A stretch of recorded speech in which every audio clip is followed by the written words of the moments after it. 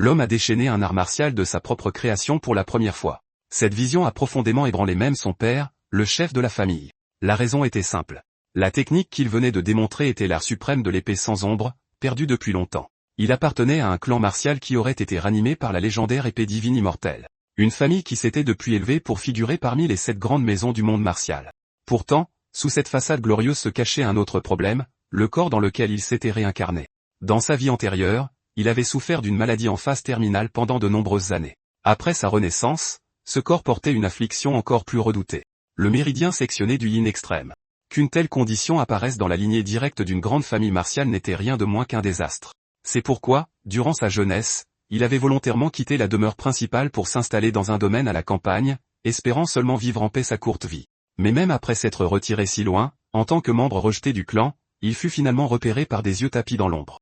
Lorsqu'il fut finalement acculé, Baekegang fixa l'épée plantée dans le sol, les émotions déferlant en lui. Bien que réincarné dans une célèbre famille martiale, il ne s'était jamais correctement entraîné à l'escrime alors que la mort le menaçait. Il ne pouvait que saisir l'épée de toutes ses forces. À ce moment, les intrus masqués découvrirent la chambre souterraine sous le domaine, se moquant ouvertement de lui. Un héritier légitime réduit à se cacher comme un rat. En entendant cela, Baekegang tourna lentement la tête, son ton calme mais tranchant, se demandant comment des gens aussi méprisables osaient pointer leur lame sur l'héritier direct de la famille Bai. Il leur offrit même sa clémence s'ils révélaient leur identité et le suppliaient, tout en priant secrètement pour qu'ils n'enlèvent jamais leur masque. À la surprise générale, ces mots lui valurent un certain respect aux portes de la mort. Une telle résolution était digne de la lignée Bai, admit le chef, reconnaissant son impolitesse antérieure. Pendant qu'il parlait, l'homme retira son masque et se présenta, Shibiao du syndicat du voile noir. Baekegang se força à rester calme et demanda s'il était venu le faire taire pour de bon. La réponse vint sans hésitation. Sa tête devait être offerte à leur seigneur. Pourtant, par respect pour son statut, Shibiao lui accorda la courtoisie de frapper le premier. Baekegang serra les dents, sachant pertinemment qu'avec ses techniques superficielles, même 100 coups d'avance ne suffirait pas pour gagner. À ce moment précis, une silhouette âgée apparut soudainement à côté de Baekegang. Le vieil homme souligna immédiatement le défaut dans sa prise. Clairement étonné qu'un descendant de la famille Bai puisse être aussi frêle physiquement. La scène provoqua un choc dans l'esprit de Baekegang. Était-il déjà mort et entré dans le monde des esprits? Le voyant marmonner, Shibiao l'exhorta avec impatience à passer à l'action. Cela ne fit qu'accentuer la confusion de Baekegang. Ce vieil homme n'était-il visible que de lui? Et ayant été appelé descendant, il ne put s'empêcher de soupçonner que la silhouette était le vestige d'un ancêtre Bai. Au même moment, la patience de Shibiao atteignit ses limites. Ton hésitation est irritante à voir, lança-t-il froidement. Sentant l'intention meurtrière déferler de son adversaire, Baekegang jura intérieurement. Cet homme maniait déjà le QI de l'épée avec aisance. Malgré tout, s'il ne pouvait pas échanger au moins 2 coups, il mourrait avec des regrets. Se caressant le menton, le vieil homme commenta avec une nette insatisfaction qu'un descendant de la famille Bai puisse avoir une prise d'épée aussi peu raffinée. Baekegang répondit, impuissant, qu'il était né avec un méridien sectionné. Le méridien sectionné du yin extrême. En entendant cela, les yeux du vieil homme brillèrent d'une lumière dorée. Dans ce cas, dit-il, je peux te confier cette épée. L'épée divine immortelle, Bai Shankan. Sans attendre son consentement, il prit le contrôle total du corps de Baekegang. À cet instant, Shibiao chargea, son épée brillant d'une force mortelle. Dans un lourd fracas d'acier, Baekegang para la lame de front, puis contre-attaqua immédiatement d'un coup rapide. Sa voix devint glaciale. Maintenant, je vais te montrer ce que signifie manier l'art de l'épée inégalée de la famille Bai. L'instant d'après, son corps bougea de lui-même, exécutant technique après technique. À sa grande surprise, c'était un enchaînement complet de l'art de l'épée sans ombre. Une forme dont même le chef de famille n'avait jamais maîtrisé les 3 derniers mouvements. Lorsque la 7e forme fut déchaînée, Baekegang en fut enfin certain. Le vieil homme était très probablement le premier patriarche de la famille Bai, l'épée divine immortelle, Bai Shankan. Une fois les assaillants masqués éliminés, son corps atteignit sa limite absolue. Shankan parla avec certitude, déclarant que le destin de Baekegang était déjà scellé. Car il avait puisé de force dans un corps dont les fondations avaient été endommagées depuis longtemps par la condition du yin extrême. À moins d'un trésor comme un ginseng des neiges de 10 000 ans, il n'y avait plus aucune possibilité de changement. Avant que les mots ne soient terminés, Baekegang ferma lentement les yeux. La scène se déplaça vers la pharmacie principale du domaine de la famille Bai. Baekegang ne fut pas surpris de se retrouver en vie. Après tout, il avait déjà rencontré des trésors médicinaux du niveau du ginseng des neiges de 10 000 ans dans sa vie antérieure. Ce qui le prit vraiment au dépourvu fut l'intérêt du chef de famille pour l'épée rouillée que Baekegang avait maniée, ainsi que l'ordre de se présenter dans la cour principale dès son réveil. Lorsque Baekegang arriva dans la salle principale de la famille Bai, il fut accueilli par la vue de l'épée divine immortelle, Bai Shankan, assise calmement au-dessus du chef de famille. En vérité, cela n'avait rien d'extraordinaire. 250 ans plus tôt, Le titre d'épée divine immortelle avait déjà résonné dans tout le monde martial. Bien que l'influence de la famille Bei ait stagné en raison de la diminution de ses membres. Ce n'est qu'après que l'expert suprême, Beluchan, a assumé le poste de chef de famille que le clan Bei a retrouvé sa place parmi les 7 grandes maisons.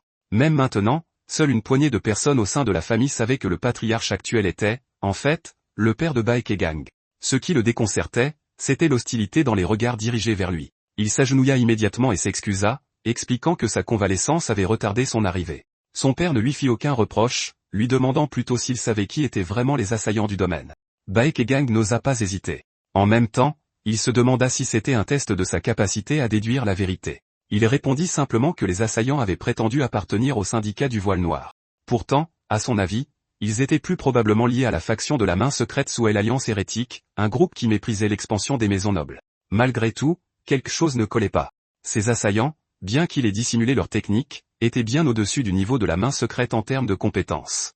De plus, si une force hérétique était vraiment passée à l'action, leur cible aurait été le jeune héritier de la famille Bei, pas Baek Gang, qui résidait dans un domaine isolé et ne détenait aucun titre de ce genre.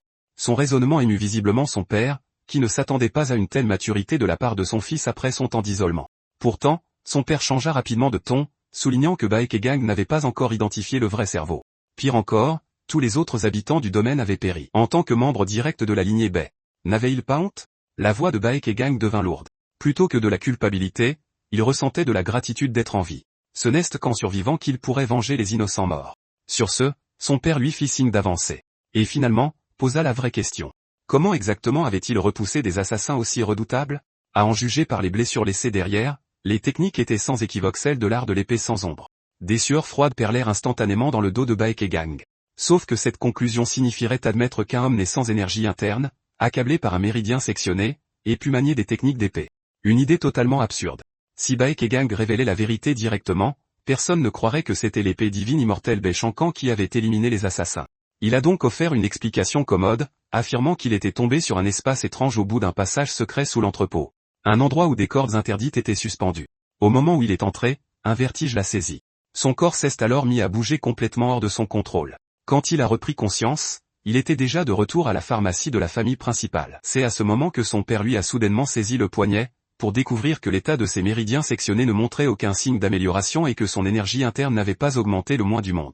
Une pointe de déception a traversé le ton de son père alors qu'il disait à Baek Gang de retourner se concentrer sur sa convalescence. Ajoutant qu'il emporterait l'épée rouillée avec lui. Une fois qu'ils ont quitté la cour principale, le mécontentement de Bei Shankan est devenu évident. Il a lancé que la lame n'était autre que Luxingia, la plus grande épée sous les cieux. Pourtant, ses propres descendants osaient l'appeler un bout de ferraille rouillé. Cette épée, lui a-t-il rappelé, avait été personnellement forgée à partir de fer de météorite. Baek Gang fut surpris. À sa connaissance, Luxingia était depuis longtemps exposé comme un simple ornement dans la salle des anciens. Bei Shankan n'avait manifestement que peu d'affection pour son père. Remarquant que lorsqu'il était lui-même chef de famille, il n'aurait jamais montré un tel détachement froid, encore moins du mépris pour son propre enfant. Baek Gang, cependant, ne partageait pas cet avis. De son point de vue, son père ne le méprisait pas vraiment. Après tout, comment un fils soi-disant abandonné vivant dans un domaine isolé pourrait-il recevoir des trésors comme du ginseng des neiges de 10 000 ans, année après année? Même la prise apparemment brutale sur son poignet plus tôt n'avait été qu'un moyen de débloquer ses points d'acupuncture et de soulager sa douleur. Aux yeux de Baek Gang, son père était simplement quelqu'un qui avait du mal à exprimer ses émotions. Il arriva bientôt au terrain d'entraînement du Jade Rouge où Bei Shankan a appris davantage sur la situation actuelle de la famille Bei grâce à son récit. Bei Shankan se moqua de ce qu'il entendit, traitant le patriarche actuel de faible, laissant le conseil des anciens dicter les décisions, consentant à remplacer le frêle fils aîné par le second fils comme héritier, et permettant même à Baek Gang de quitter la demeure principale. La critique laissa Baek Gang momentanément sans voix. Si un blâme devait être attribué, il devrait retomber sur les ancêtres Bei eux-mêmes. Les légendes prétendent que la culture de l'art immortel accorde la longévité. Et par conséquent, la génération de son père avait produit un nombre sans précédent d'anciens, diluant sévèrement son autorité. À tel point que même son arrière-grand-mère occupait encore le siège de l'ancien suprême. À présent, Baek Gang était mentalement préparé. Bei Shankan expliqua que le méridien sectionné du yin extrême n'était pas vraiment une impasse absolue. En fait, il existait une méthode qui permettait d'utiliser le vrai QI même lorsque les méridiens étaient obstrués. La définition conventionnelle d'un méridien sectionné faisait référence à un blocage congénital des points d'acupuncture empêchant la circulation du QI. Une conclusion largement acceptée dans le monde des arts martiaux. Pourtant, tous les êtres vivants possèdent un flux d'énergie vitale. Si le QI était vraiment incapable de circuler, Baek Gang aurait dû périr dans sa petite enfance.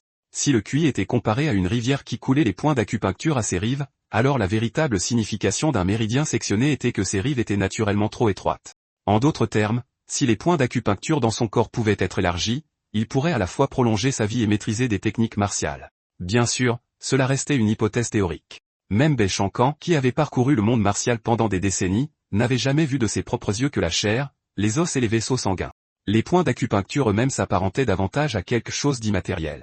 Pourtant, lorsque Baishankan posséda Baekegang, il réussit à utiliser sa propre conscience comme médium pour reconnecter les points d'acupuncture sectionnés dans son corps.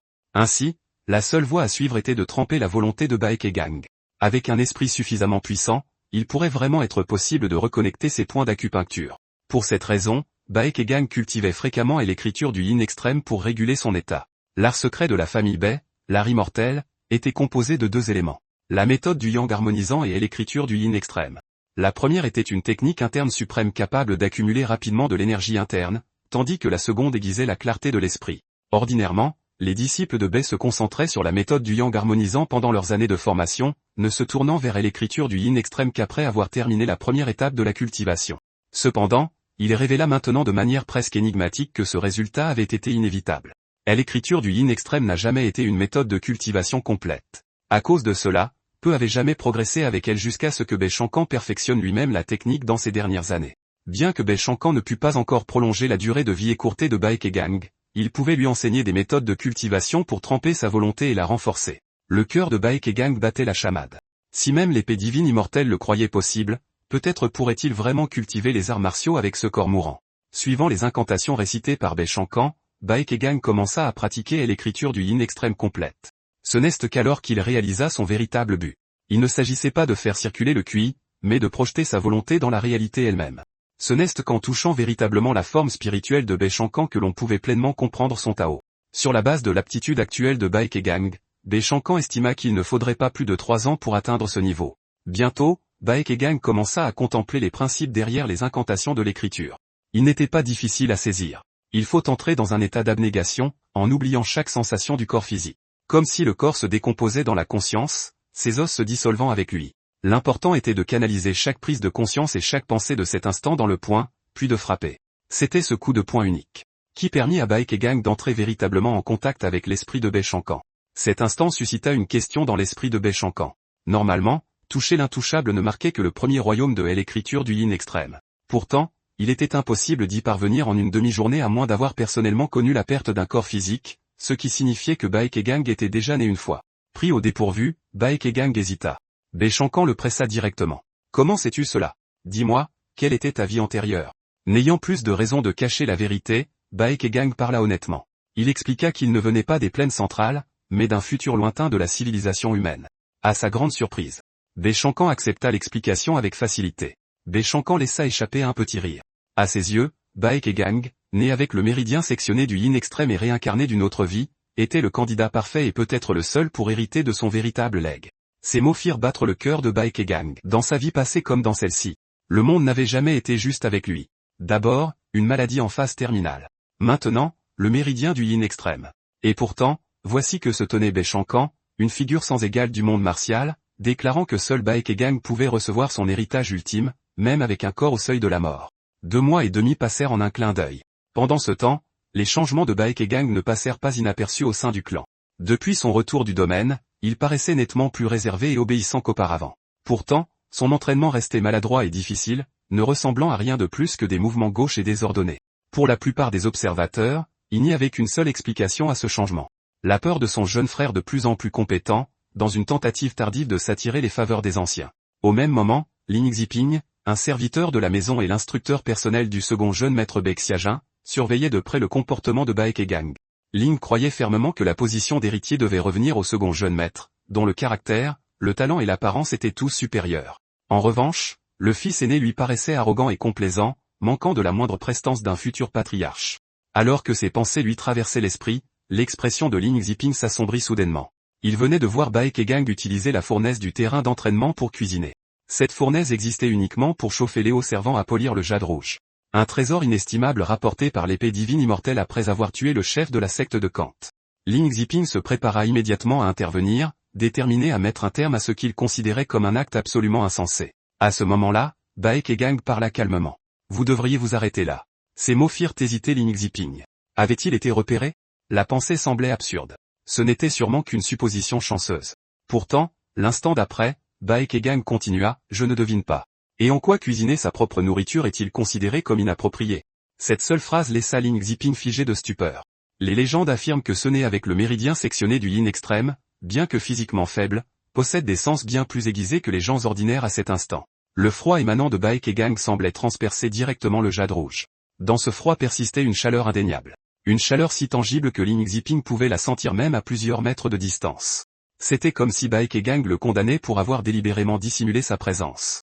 Et pourtant, l'instant d'après, Baekegang lui demanda avec une confusion sincère pourquoi il était là. Ling Ziping se retrouva sans voix. Le jeune homme l'avait clairement perçu, mais se comportait maintenant comme s'il ne s'en rendait pas compte. En vérité, ces paroles n'étaient pas du tout adressées à Ling Ziping, car Baekegang cultivait sans cesse l'écriture du yin extrême. Un excès d'énergie yin s'était accumulé dans son corps. Cuisiner n'était qu'un moyen de reconstituer l'énergie yang qui lui manquait. En d'autres termes, ces remarques étaient destinées à Baishankan, pas à Ling Ziping. Malgré tout, Baekegang ressentit une pointe de malaise. Étant donné le tempérament rigide de Ling Ziping, cela n'aurait pas dû se terminer si facilement. Malgré son étonnement, Ling Ziping s'inclina soudainement profondément et demanda pardon pour son arrogance passée. Il admit qu'en tant que serviteur de la maison, il avait outrepassé les règles du clan. Baekegang fut complètement déconcerté. Le célèbre Ling Ziping s'inclinait devant lui, un homme largement considéré comme un héritier déchu. Après tout, Ling Ziping était une figure bien connue dans le monde des arts martiaux. Connu comme l'épée latérale, un titre mérité car même les experts de premier ordre détectaient rarement ses mouvements. Même après le départ de Ling Ziping, Baekegang ne comprenait toujours pas pourquoi l'homme s'était incliné devant lui. Mais ce n'était pas grave. Tant que cela n'entraînait pas de problème, c'était une bénédiction en soi. La scène changea alors qu'il terminait son repos habituel. Tout au long de la journée, les conversations des serviteurs n'avaient pas échappé à l'attention de Baishankan. Cette nuit-là, il demanda si la relation de Baekegang avec son jeune frère, Baexiajin, était tendue. Après une courte pause, Baekegang répondit honnêtement. Quand ils étaient jeunes, ils étaient proches, mais plus tard, ils s'étaient délibérément éloignés. Il avait brisé tout ce que son frère chérissait et plus d'une fois lui avait pincé le visage jusqu'à le laisser enflé et rouge. Au moment où Baekegang choisit de quitter la maison principale, Baexiajin n'était même pas venu lui dire au revoir. Baishankan ne dit rien de plus. De son point de vue, l'harmonie au sein d'un clan était nécessaire en apparence. Mais la fraternité était une toute autre affaire. Lui-même avait eu des frères et l'un d'eux avait fini par envoyer des assassins pour lui ôter la vie. Le résultat fut simple.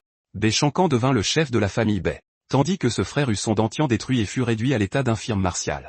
Alors que la conversation se poursuivait, Baekegang arriva à un terrain d'entraînement voisin. Là, il vit Ling Ziping superviser l'entraînement de Baexiajin. Instinctivement, Baekegang se tourna pour partir. Mais Baexiajin se précipita soudainement en avant, écartant les bras pour lui bloquer le chemin. Le regard de Baekegang s'assombrit. En tant que membre d'une famille noble, ne sais-tu pas qu'il ne faut pas se mettre en travers du chemin de quelqu'un? Sans hésitation, il repoussa Baexiajin. L'instant d'après, dans sa hâte, le mot lui échappa, frère. Cette seule syllabe les figea tous les deux. Baexiajin tourna légèrement la tête, la voix basse. Comment viens-tu de m'appeler? Le visage de Baexiajin rougit de gêne. Il avait voulu dire, grand frère. Dans son cœur, Baekegang avait toujours été exactement cela. Il fut un temps où le clan tout entier adorait Baekegang. Bien que né avec une maladie en phase terminale, il avait été remarquablement prévenant, ne s'attirant que de la chaleur de son entourage. À l'époque, il cuisinait souvent une soupe de boulettes de viande épicée pour Baexiajin afin de le réchauffer. Ces jours étaient les plus heureux souvenirs que Baexiajin possédait. Jusqu'au jour où le tempérament de Baekegang changea sans crier gare. Il commença à maltraiter les serviteurs et coupa délibérément le contact avec tout le monde dans la famille, y compris son propre jeune frère. Alors que son tempérament violent s'aggravait, même leur père fut profondément déçu et les anciens commencèrent à envisager de remplacer l'héritier. À l'époque, Xiajin n'avait aucune idée de ce qui avait causé un changement si radical. Pourtant, récemment, Baekegang semblait être redevenu lui-même. Retrouvant l'espoir, prenant l'initiative dans sa culture. Peut-être qu'un jour, ils pourraient redevenir des frères comme autrefois. C'est seulement que dans un moment d'excitation, Xiajin avait mal parlé. Baekegang pouvait clairement voir sa gêne. Ce qui le surprit, c'est qu'après toutes ces années, les sentiments de son frère à son égard étaient loin d'être de la haine. Lui tournant le dos, Baekegang demanda calmement pourquoi Baexiajin l'avait arrêté. Baexiajin hésita avant de répondre doucement. Il voulait simplement s'entraîner avec son grand frère comme avant. Baekegang prit un air de résignation impuissante. Si tu veux t'entraîner avec quelqu'un qui ne peut même pas utiliser son énergie interne à cause d'une maladie en phase terminale, dit-il, il semble que tu m'en veuilles toujours. Baexiajin fut immédiatement décontenancé.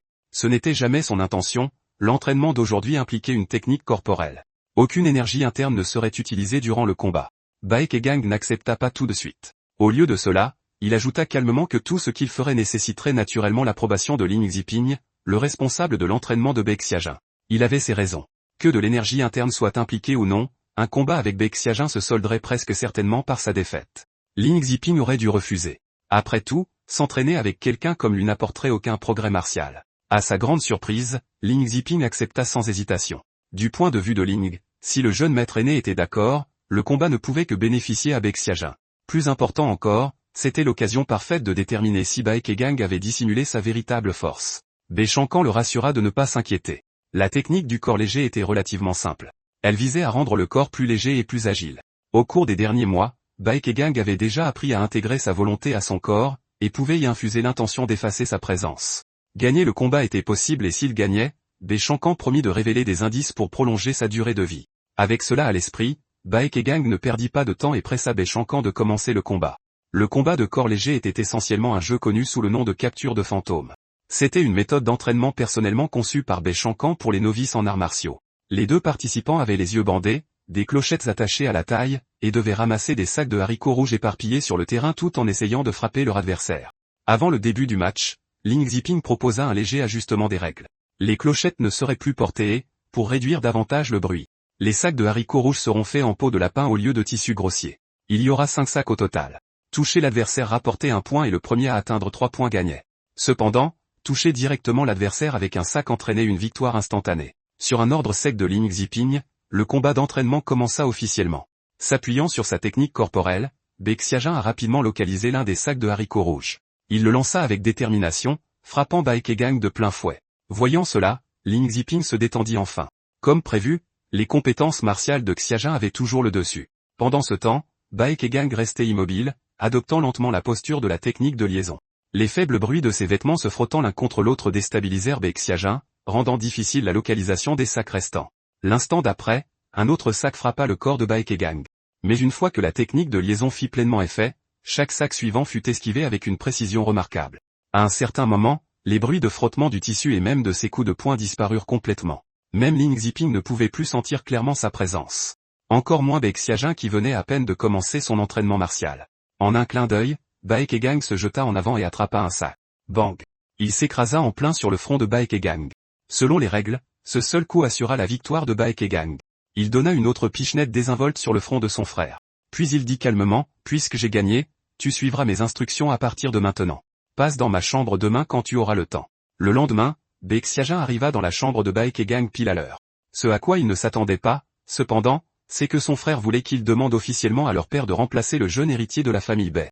Pour devenir officiellement l'héritier, 2 conditions devaient être remplies. Premièrement, la désignation du patriarche.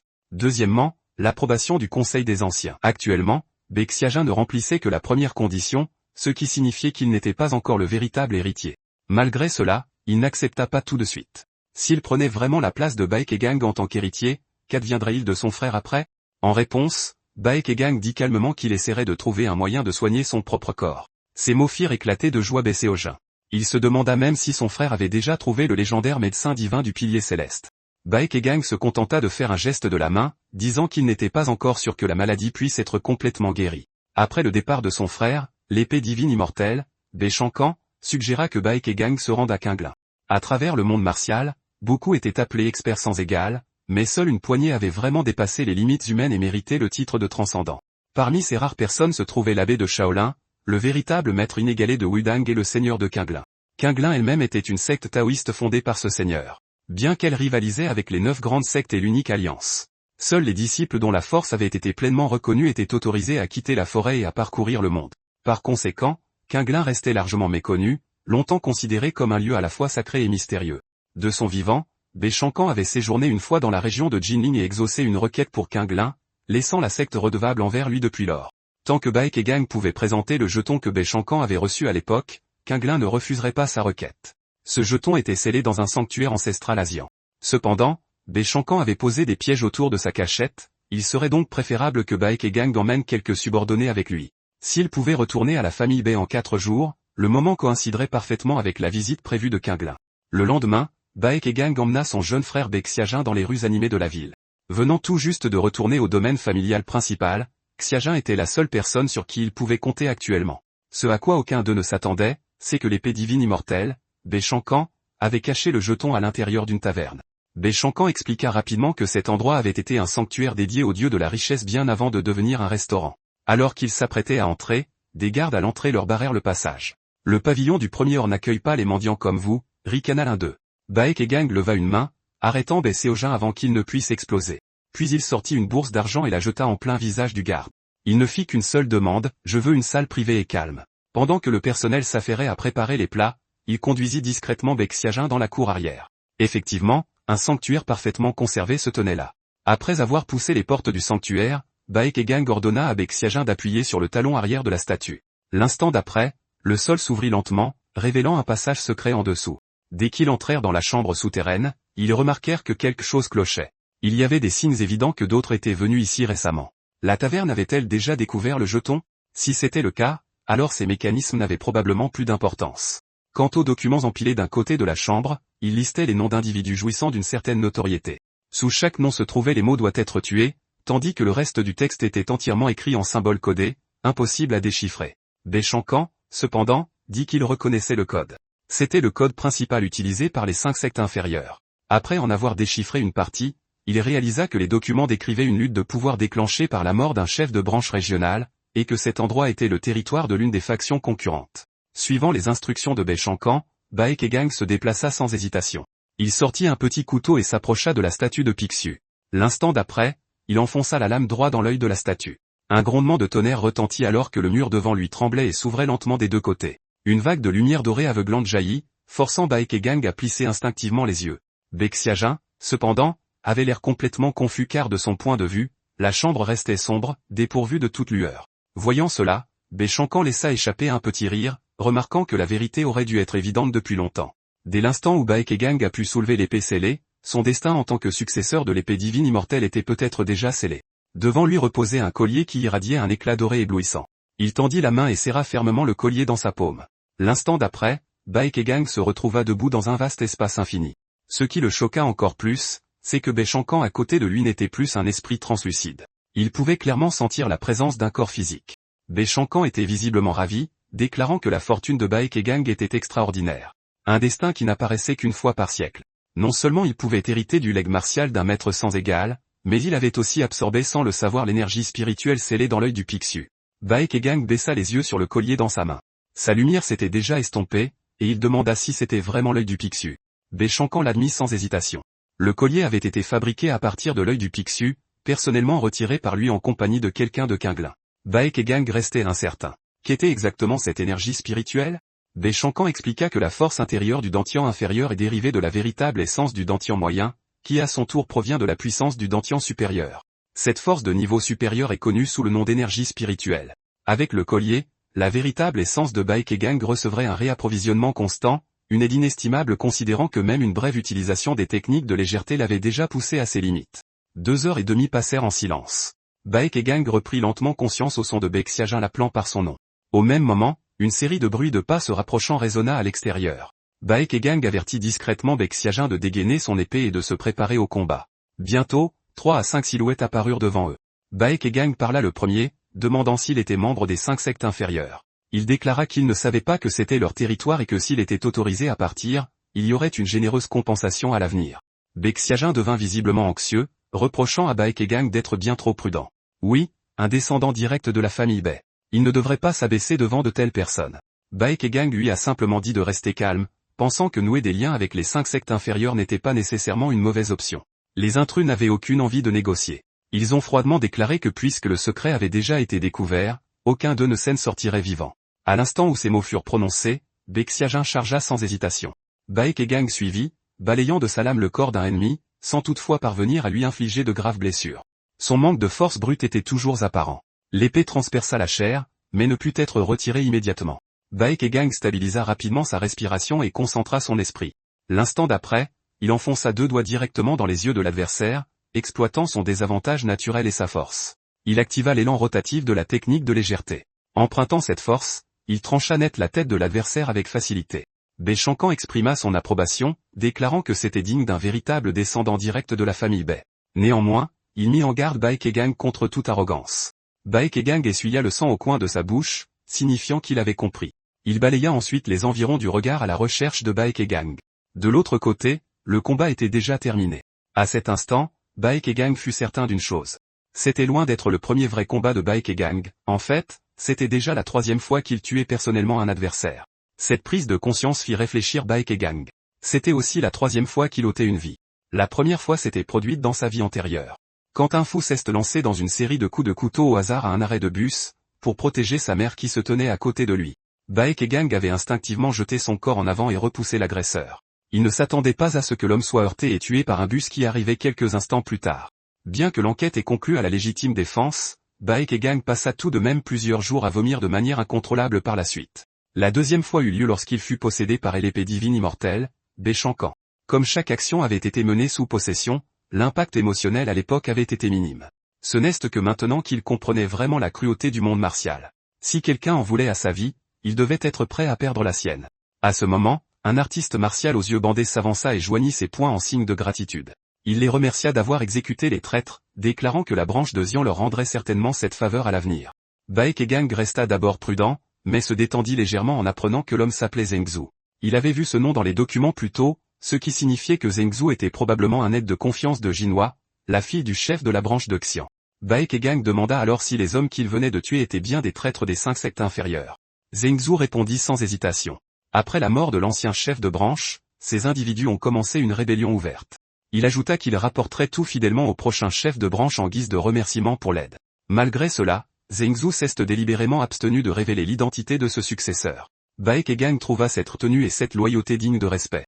Nouer des liens avec la branche de Xian des 5 sectes inférieures serait très bénéfique, surtout compte tenu de leur expertise en matière de renseignement. Avant d'aller plus loin, cependant, Baekegang testa Zhengzhou en lui demandant de deviner son identité. Après une brève pause, Zhengzhou conclut que Baekegang avait l'air d'un jeune homme, bien élevé et au discours posé. Très probablement quelqu'un né dans une famille prestigieuse.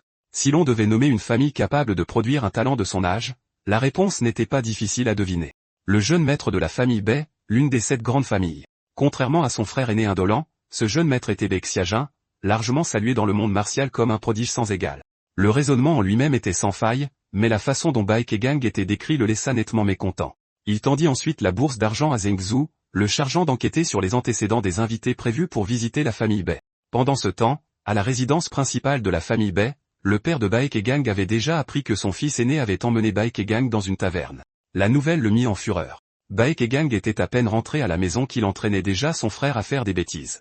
Déterminé à lui donner une leçon, il décida que Baekegang n'échapperait pas à une punition ce jour-là. À son retour à la résidence principale, Baekegang fut immédiatement confronté à une discipline corporelle. En tant que descendant direct de la famille Bai, oser faire sortir le jeune maître du domaine sans permission était une violation grave de la loi familiale. Son père lui rappela alors que dans 5 ans, le monde martial accueillerait une nouvelle assemblée des 7 étoiles. Dans tout le monde martial, seule l'assemblée des 7 étoiles des 7 grandes familles pouvait rivaliser avec le rassemblement du dragon et du phénix des 9 sectes et de l'unique alliance. Par le passé, l'assemblée des 7 étoiles n'était guère plus qu'un échange amical de compétences. Mais maintenant, sa renaissance l'avait transformé en une grande occasion pour les jeunes talents exceptionnels de former des alliances et d'établir leur réputation. Pour cette raison, Baexiajin avait déjà été choisi pour assister à l'assemblée. Baekegang ne comprenait que trop bien le raisonnement de son père. Étant donné sa condition, même s'il y assistait, sa vie serait finalement emportée par les méridiens tranchés du yin lunaire. Avant l'événement, des représentants de la famille Muron, de la famille Peng Deabe et d'autres sectes viendraient rendre visite à la famille Bai, espérant clairement nouer des liens précoces avec Baexiajin. Pourtant, Baekegang était, du moins en titre, le jeune maître aîné de la famille Bai. Ainsi, son père insista pour qu'il fasse également connaissance avec ces figures montantes si possible. Baekegang tenta de refuser, déclarant clairement qu'il n'avait aucun intérêt pour de tels rassemblements. Son père, cependant, transforma l'affaire en une partie de la punition du jour, l'utilisant comme un moyen de corriger la paresse et le manque de discipline de longue date de Baekegang. Sur ce, son père se détourna et claqua la porte, mais, au même moment, Baeshankan exprima son approbation. Cela donna à Baekegang une raison légitime de rechercher les disciples envoyés par les factions en visite. À en juger par les paroles précédentes de son père, Baekegang soupçonnait que cela visait à le pousser à nouer plus de liens. Pourtant, un doute persistait. Si les autres voyaient son corps frêle, cela ne jetterait-il pas encore plus de déshonneur sur la famille Bai? À ce moment-là, l'intendant poussa lentement la porte. Il était venu apporter une pommade pour les blessures de Baekegang. Au moment où Baekegang ouvrit le récipient, il se figea sur place. Le doux parfum était reconnaissable entre tous. C'était le baume alchimique secret de la famille Bai, que l'intendant utilise quelque chose de si précieux. Cela devait être l'œuvre de son père. Le lendemain, sous la direction de Bae-Shankan, Baek-Gang reprit sa cultivation du manuel lunaire. À mesure que les techniques devenaient plus exigeantes, son corps atteignit progressivement ses limites sous l'entraînement intense. Voyant cela, Bae-Shankan décida de lui enseigner une méthode de cultivation différente. Puisque sa force physique était complètement épuisée, c'était le moment idéal pour apprendre à reconstituer l'essence véritable avec l'énergie spirituelle. Selon Bae-Shankan, le corps humain fonctionnait comme 3 fontaines interconnectées. L'énergie spirituelle du dantian supérieur pouvait nourrir l'essence véritable du dantian moyen, qui se condenserait alors lentement en une puissance intérieure dans le dantian inférieur. Dans des circonstances normales, même posséder l'œil du Pitu sacré ne suffirait pas à augmenter l'essence véritable pour atteindre ce niveau. Il faudrait quelque chose de l'ordre d'une perle de dragon exaucant les vœux. Pourtant, Baek-Gang avait déjà pu percevoir la forme spirituelle de Bae-Shankan et même voir la lueur dorée de l'énergie spirituelle elle-même. Cela signifiait qu'il avait éveillé une trace de vision spirituelle. Quelque chose que seuls les cultivateurs d'élite pouvaient accomplir. Un talent inné rare est la véritable raison de sa progression rapide. 3 heures s'écoulèrent en silence. Baek-Gang a non seulement réussi à reconstituer son essence véritable avec de l'énergie spirituelle, mais a également expulsé les impuretés qui étaient logées depuis longtemps dans son corps. Dans son état actuel, il pouvait déjà manier les subtilités du raffinement du corps d'or avec précision. Pourtant, pour lui, c'était encore loin d'être suffisant. Ses techniques de déplacement prenaient forme, mais sa puissance brute était à la traîne. Il devait tremper ses poings jusqu'à ce qu'ils soient aussi durs que le bronze et l'acier, capables de briser l'os nasal d'un adversaire d'un seul coup. C'était l'art du trempage du fer, le deuxième véritable canon du manuel lunaire. Pourtant, l'entraînement d'aujourd'hui avait atteint sa limite. Le perfectionnement attendra demain, mais quelque chose de bien plus urgent requérait son attention. Pendant ce temps, au pavillon doré numéro 1, Muronzuo et Muronzen, héritiers directs de la famille Muron, faisaient leur apparition, remarqués pour bien plus que leur noble lignée. Tous deux étaient membres de l'actuelle assemblée des 7 étoiles et candidats pour la suivante. De l'autre côté se trouvait Shin Liang, une disciple de King Lin au second épanouissement, et Peng Wuer, également candidate à la prochaine assemblée des 7 étoiles. Le but de leur visite était clair, rencontrer officiellement Baek Xiaojin, le représentant potentiel de la famille B pour la prochaine assemblée des 7 étoiles. Durant le banquet, Muronzuo demanda avec une fierté à peine dissimulée. « Frère Muronzuo, votre force surpasse 100 fois celle de Bae Ingri, l'actuel représentant de la famille B aux 7 étoiles. Cela signifie sûrement que vous êtes également bien au-dessus de Baek Xiaojin, n'est-ce pas ?» Alors que le festin touchait à sa fin, Shin Liang s'excusa et sortit du salon privé. Après des jours de voyage incessants, elle avait cru qu'après 4 longues années, elle était enfin sur le point de retourner à sa secte. Pourtant, peu de temps auparavant, une lettre secrète du Seigneur lui avait ordonné de faire un détour par la famille B dans la cité de Xian, prétendant qu'une étoile rouge s'était levée dans les cieux du nord et qu'une nouvelle vague s'agitait au sein de la lignée B. Le seul moyen qu'elle avait de vérifier la vérité de cette prophétie était le bracelet à son poignet. L'un des précieux artefacts de divination spirituelle, réputé pour trembler de lui-même face à un signe divin. À ce moment, Peng Wuer sortit également du salon privé. Les paroles des frères Muron étaient devenues insupportables, surtout celles de Muronzen dont le regard bavait presque sur elle. Bien qu'il soit bien plus faible qu'elle, il se comportait toujours comme s'il était invincible. Ironiquement, le type de personne qu'elle préférait vraiment était quelqu'un d'assez faible pour lui donner envie de le protéger. Après s'être séparé de Peng Wuer, Shin Liang se dirigea seul à l'extérieur de la taverne. C'était sa première fois dans la cité de Xian, elle ne connaissait pas les rues et ne savait pas où aller pour se détendre. C'est alors qu'elle remarqua un homme devant elle la saluant nonchalamment. Alors qu'elle hésitait, Baek-Gang frôla cet homme et croisa son chemin en toute hâte. L'instant la figea sur place. S'il n'était pas passé si près, elle n'aurait jamais senti sa présence. Au même moment, le bracelet à son poignet se mit à vibrer violemment. Cette réaction lui fit comprendre une chose. Baek-Gang était tout sauf ordinaire. Elle devait le suivre. Peut-être était-il lié à l'affaire mentionnée dans la lettre scellée du Seigneur. Baek-Gang baissa les yeux sur le rapport de renseignement qu'il tenait entre ses mains. Tisser des liens avec les 5 sectes inférieures s'était avéré payant.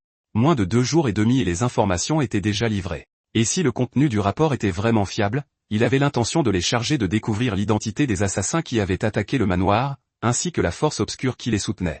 Après cela, Baek-Gang se rendit au cimetière pour rendre hommage à une amie disparue, Xiaohua. Elle l'avait servi depuis l'enfance, une servante personnelle qui avait grandi à ses côtés. Lors de l'attaque du manoir, elle avait choisi de se sacrifier sans hésitation, donnant à Baek-Gang le temps dont il avait besoin pour s'échapper. Pourtant, contrairement à Bae-Shankan, Xiaohua ne pouvait pas rester en tant qu'entité spirituelle. C'est parce que Bae-Shankan avait atteint le royaume absolu de son vivant. Lorsque son dantian supérieur s'ouvrit et que son œil spirituel s'éveilla, il avait maîtrisé l'art divin qui reliait le monde des mortels et l'au-delà. Ainsi, même après avoir perdu son corps physique, sa conscience résiduelle pouvait encore subsister parmi les vivants. Réincarné et né avec le méridien sectionné taïen, sa capacité spirituelle innée était dans l'ensemble déjà supérieure à la moyenne. Malgré tout, c'était encore loin d'être comparable à Baishankan.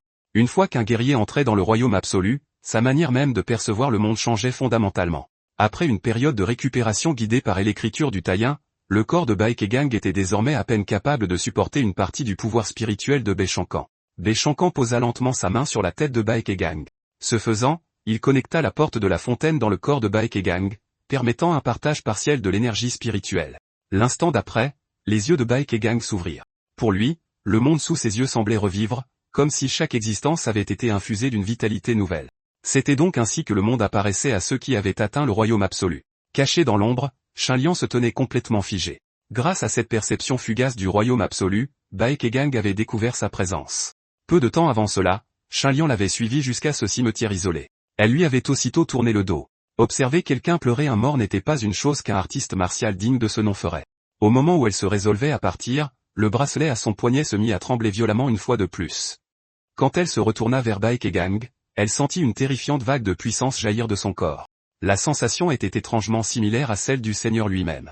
Une existence au-delà des limites ordinaires. Baekgang marcha droit sur elle et exigea de savoir qui elle était et pourquoi elle s'était cachée là pour l'espionner pendant qu'il se recueillait.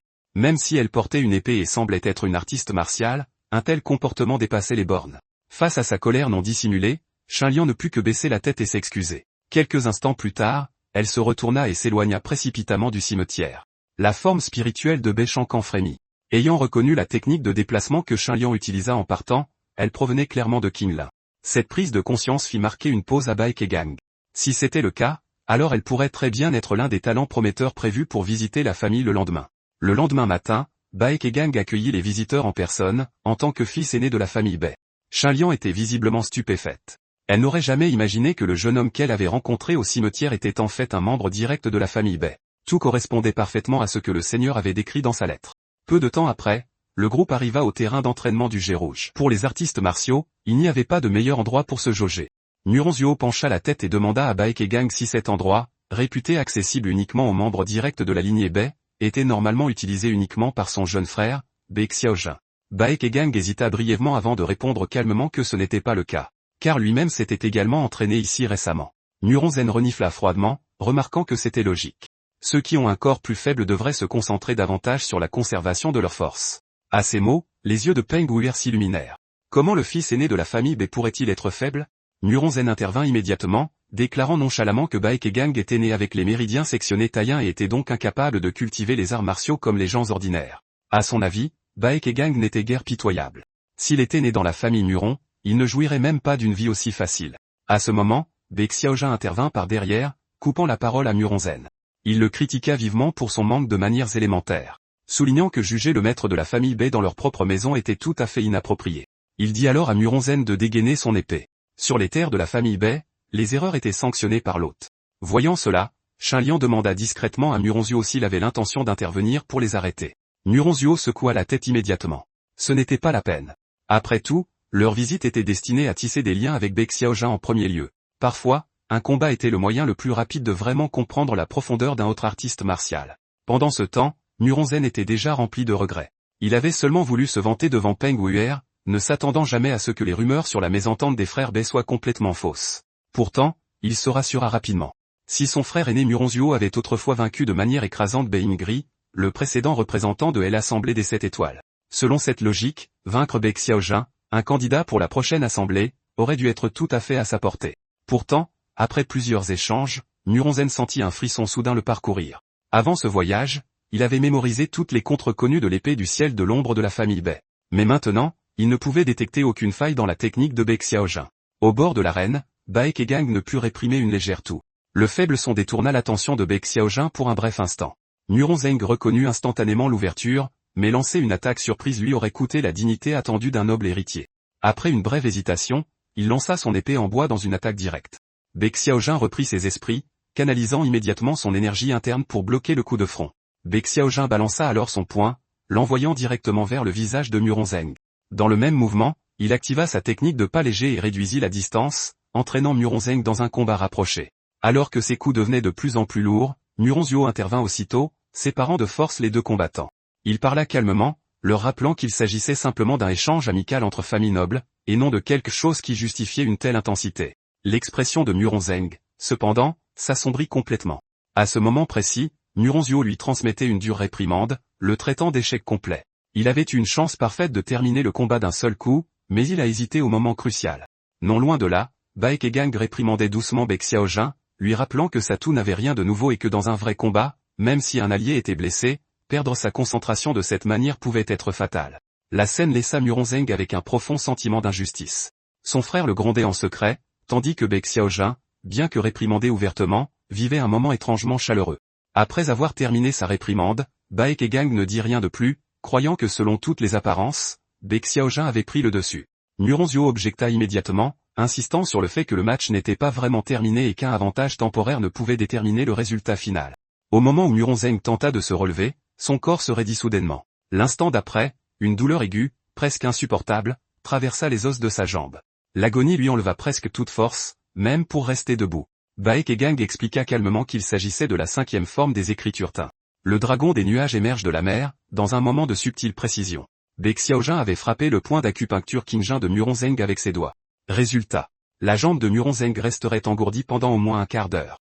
C'est précisément pourquoi Baekgang avait jugé que Baek Xiaojun serait le vainqueur final. Muronzeng n'insista pas sur la question de savoir qui avait vraiment gagné.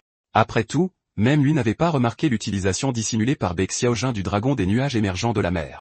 Et pourtant, Baekgang, longtemps considéré comme un infirme en arts martiaux, était capable d'expliquer chaque détail avec une clarté saisissante. Malgré cela, en tant qu'invité, Muronzio n'osa pas agir imprudemment sur le terrain d'entraînement de la famille Bai. En vérité, ses connaissances avaient été discrètement transmises à Baekgang par Bai Shankan. Pendant ce temps, une légère rougeur envahit lentement les joues de Huer. Pour elle, bien que Baekgang ne puisse plus progresser sur la voie martiale, ses instincts étonnamment aiguisés étaient tout simplement captivants. Presque exactement le genre de personne qu'elle avait toujours admiré. À l'approche de midi, le groupe se dirigea vers le hall Zongxing pour le repas. Pendant le banquet, Muronzio leva sa coupe avec un sourire mesuré, remarquant que les chefs de la famille Bai étaient vraiment à la hauteur de leur réputation. Au même moment, Bai Shankan murmura un avertissement discret à l'oreille de Baekgang, le pressant de ne jamais faire confiance aux paroles de la famille Muron. Depuis l'époque de Bai Shankan, les Murons sont connus pour leur ruse, un fait que Baekgang avait déjà anticipé. Ce que Baekgang ne pouvait pas tout à fait comprendre, c'était pourquoi la jeune dame de la famille Peng le traitait avec une attention si inhabituelle. Chaque fois qu'elle le regardait, une légère rougeur colorait ses joues. Mais il n'était revenu que récemment dans la demeure des Bai. Alors peut-être que ce n'était rien de plus que la courtoisie habituelle entre familles nobles. Finalement, il se contenta d'ouvrir la bouche et d'accepter la nourriture que Peng Wuer lui offrait. Cette scène rendit Muronzeng immédiatement furieux. À ses yeux, un homme du statut de Baekgang ne devrait pas manquer d'une telle résolution masculine de base. Baekgang n'offrit aucune courtoisie en retour. Au lieu de cela, il leva la main et pointa directement Muronzio, déclarant froidement que les remarques de Muronzeng étaient ce qui faisait vraiment honte à la famille Muron. Quand Muronzeng remarqua que l'expression de son frère aîné s'assombrissait, son corps se raidit aussitôt et il n'osa plus dire un mot. Baekgang observait les frères avec un regard détaché, notant chaque réaction. Ce qui le surprit, cependant, c'est que Muronzio resta beaucoup plus calme qu'il ne s'y attendait. Il était le fils du patriarche de la famille Muron. Connu dans le monde martial comme l'épée du gentleman, il portait aussi son propre titre imposant, le loup à l'épée au visage clair. L'art de l'épée du nuage stellaire qu'il cultivait était tristement célèbre pour ses techniques agressives et tranchantes comme des rasoirs. Bien qu'il arbore toujours un sourire agréable et semble facile à aborder. En réalité, il était impitoyable dans ses méthodes et profondément calculateur. Tout cela était clairement documenté dans les renseignements que Zheng Zhu avait recueillis pour Baekgang. Ce qui attira vraiment l'attention de Baekgang, cependant, fut Shinliang de la secte Qinglin. La nuit tomba rapidement. Baekgang se positionna sur le chemin que Shinliang devait emprunter pour retourner à ses quartiers d'invités. Il parla simplement, déclarant qu'il l'attendait. La rencontre soudaine laissa Shinliang visiblement troublée. Elle s'excusa une fois de plus pour ce qui s'était passé plus tôt au cimetière. Elle expliqua ensuite tout ce qui concernait le bracelet en grand détail. Baekgang comprit immédiatement. Ce qu'elle avait qualifié de miracle signifiait probablement le jeton qu'il portait sur lui. Tout en parlant, il sortit un collier de l'intérieur de sa robe. Il expliqua que c'était un jeton lié par un pacte de longue date entre Qinglin et l'épée immortelle. Après avoir entendu cela, Shinliang hésita brièvement avant de demander si elle pouvait regarder le collier de plus près. Après un bref instant, l'expression de Shinliang devint solennelle. Elle regarda Baekgang avec incrédulité. Il avait en fait porté sur lui quelque chose de si dangereux. Baekgang lança un regard noir à Bai Shankan, maudissant silencieusement le vieil homme de l'avoir peut-être trompé. Shinliang continua d'expliquer qu'il était de notoriété publique que le Pexiao possédait une aura métallique extrêmement puissante. Si l'œil d'une telle créature était transformé en collier et porté constamment, l'immense essence qu'il contient endommagerait inévitablement le corps du porteur. Ce qu'elle ne pouvait pas comprendre, c'était comment Baekgang avait pu rester complètement indemne. Lentement, Shinliang leva 2 doigts et activa la technique HEXing. Un art secret de Qinglin conçu pour éveiller le dantian moyen et contrôler précisément le vrai QI. Si Bai Kegang pouvait maîtriser cette technique, alors même une personne accablée par les méridiens sectionnés taïens serait capable de faire circuler le vrai QI. Sa volonté d'agir provenait d'une raison cruciale. Dans le collier, elle avait senti l'aura persistante d'un ancien seigneur de Qinglin.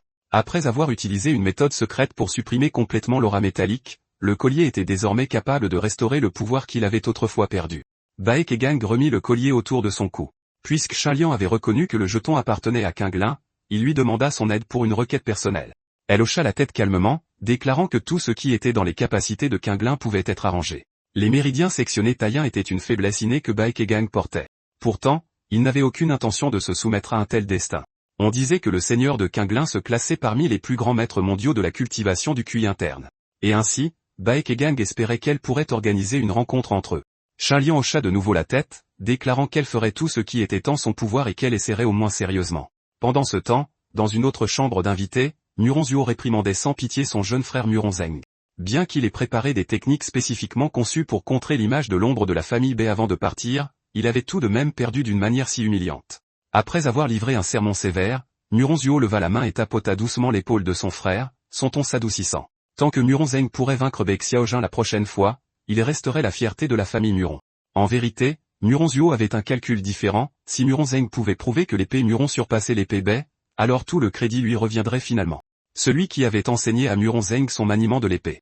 La scène se déplaça au jour suivant. Un serviteur se précipita, la panique se lisant sur son visage, rapportant que quelqu'un était arrivé, porteur de quelque chose de grande importance, et insistait pour le livrer personnellement à Bai Kegang. Lorsque Bai Kegang arriva à l'extérieur du domaine de la famille Bei, il fut surpris de voir Zheng Zhu se tenir là aux côtés de Jinhua, le chef de la branche des 5 sectes inférieures asians.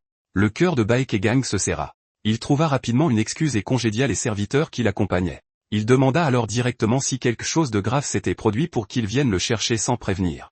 Jinhua, le chef de la branche, s'avança immédiatement. Son expression était solennelle alors qu'il commençait à expliquer. Il y a quelque temps, quelqu'un avait confié une tâche aux 5 sectes inférieures, mais après mûre réflexion, ils ont réalisé que cela pourrait potentiellement nuire à la famille Bei. C'est pourquoi ils avaient ignoré l'étiquette et le protocole. Se précipitant ici en toute hâte pour informer personnellement Bai Kegang de l'affaire. Jinhua s'inclina respectueusement en parlant, présentant plusieurs feuilles de renseignements à 2 mains. Bai Kegang les prit lentement, étalant chaque page sous ses yeux, se disant que si le complot le visait vraiment, voir leur méthode de près ne ferait pas de mal. Mais l'instant d'après, sa prise se resserra sur les papiers.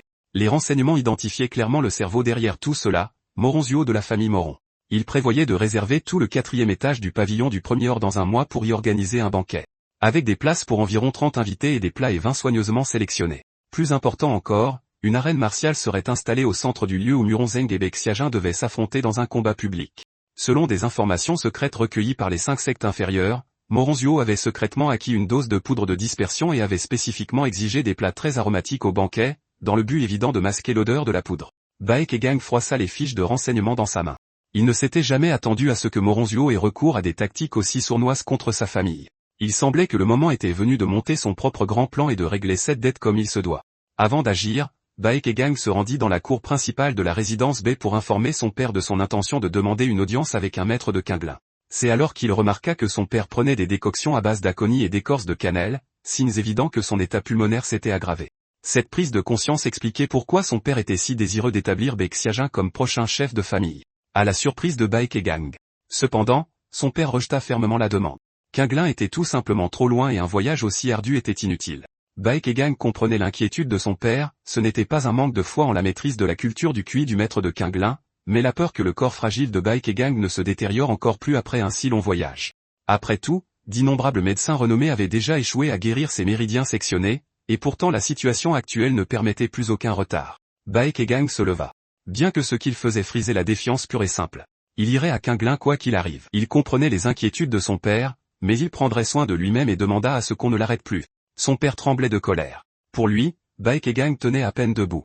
Avait-il vraiment l'intention de mettre fin prématurément au peu de vie qu'il lui restait?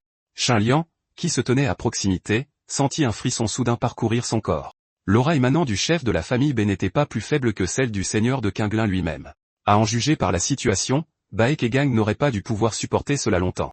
Pourtant, malgré cela, Bai Kegang resta ferme. Sa posture inébranlable, il déclara calmement que si son père souhaitait tester sa détermination, il était libre de le faire.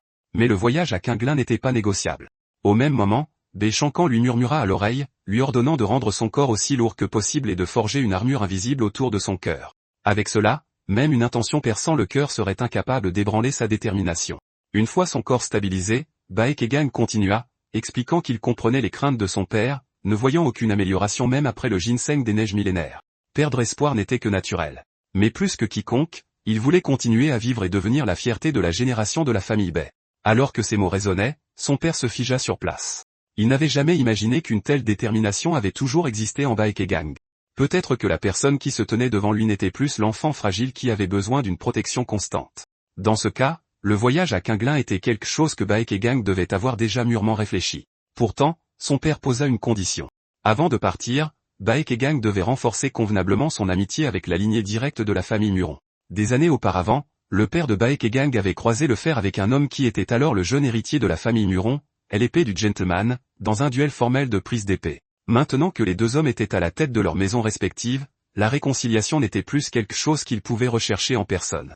C'est pourquoi il espérait que la jeune génération pourrait faire le premier pas pour apaiser la tension de longue date entre les deux familles.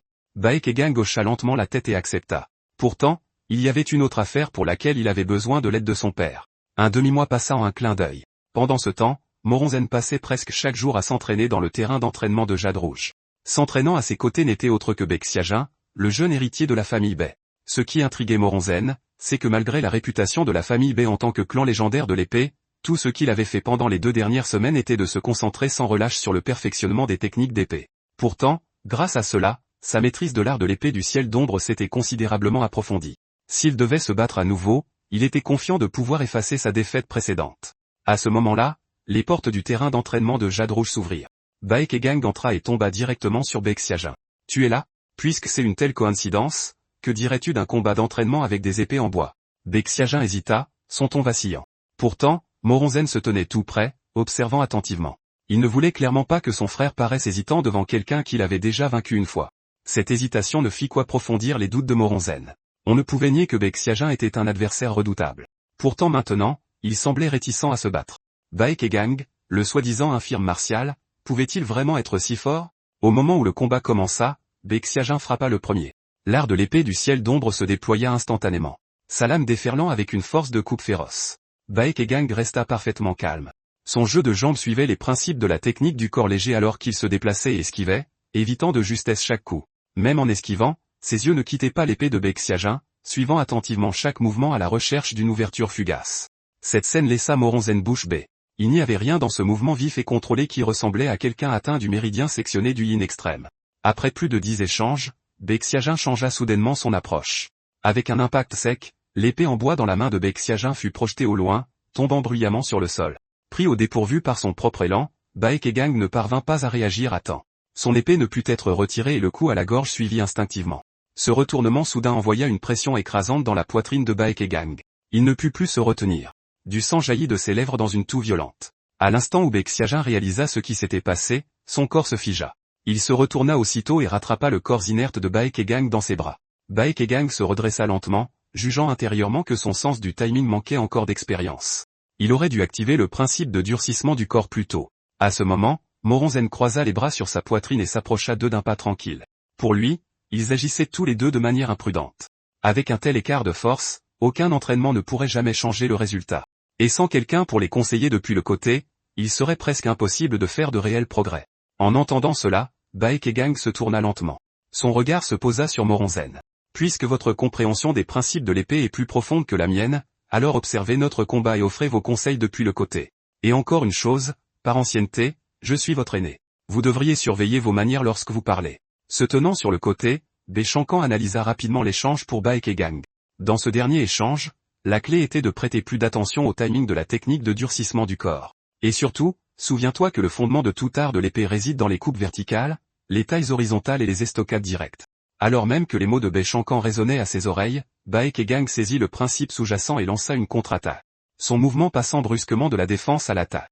Bexiaojuan refusa de se laisser distancer, pointant son épée droit devant, la lame portant encore une force féroce et tranchante. Saisissant la brève ouverture dans le cou, Baekgang activa de manière décisive le principe du corps léger. Sa silhouette dérivant sur le côté comme un fétu de saule. Avant que Béchatsion ne puisse retirer son coup, Baekegang réduisit soudainement la distance. Utilisant l'élan de son mouvement léger, il projeta sa tête en avant et frappa violemment vers le bas. Un bruit sourd résonna alors que les deux chancelaient en arrière et, le temps qu'ils reprennent leurs esprits, ils étaient déjà étendus aux extrémités opposées du terrain d'entraînement. Moronzen, observant depuis le côté, vit tout avec une clarté parfaite. Il ne s'y attendait pas du tout. Que Baekegang battrait Baek Xiaozen d'une manière aussi banale, presque simple. Baekegang se dirigea ensuite droit vers Moronzen et lui demanda s'il y avait quelque chose qu'il devait encore perfectionner dans son maniement de l'épée. Moronzen répondit d'un ton légèrement désinvolte que dans l'ensemble c'était assez bon, mais que son jeu de jambes était en retard par rapport au mouvement du haut de son corps et que, si possible, il devrait se concentrer davantage sur le renforcement du bas de son corps.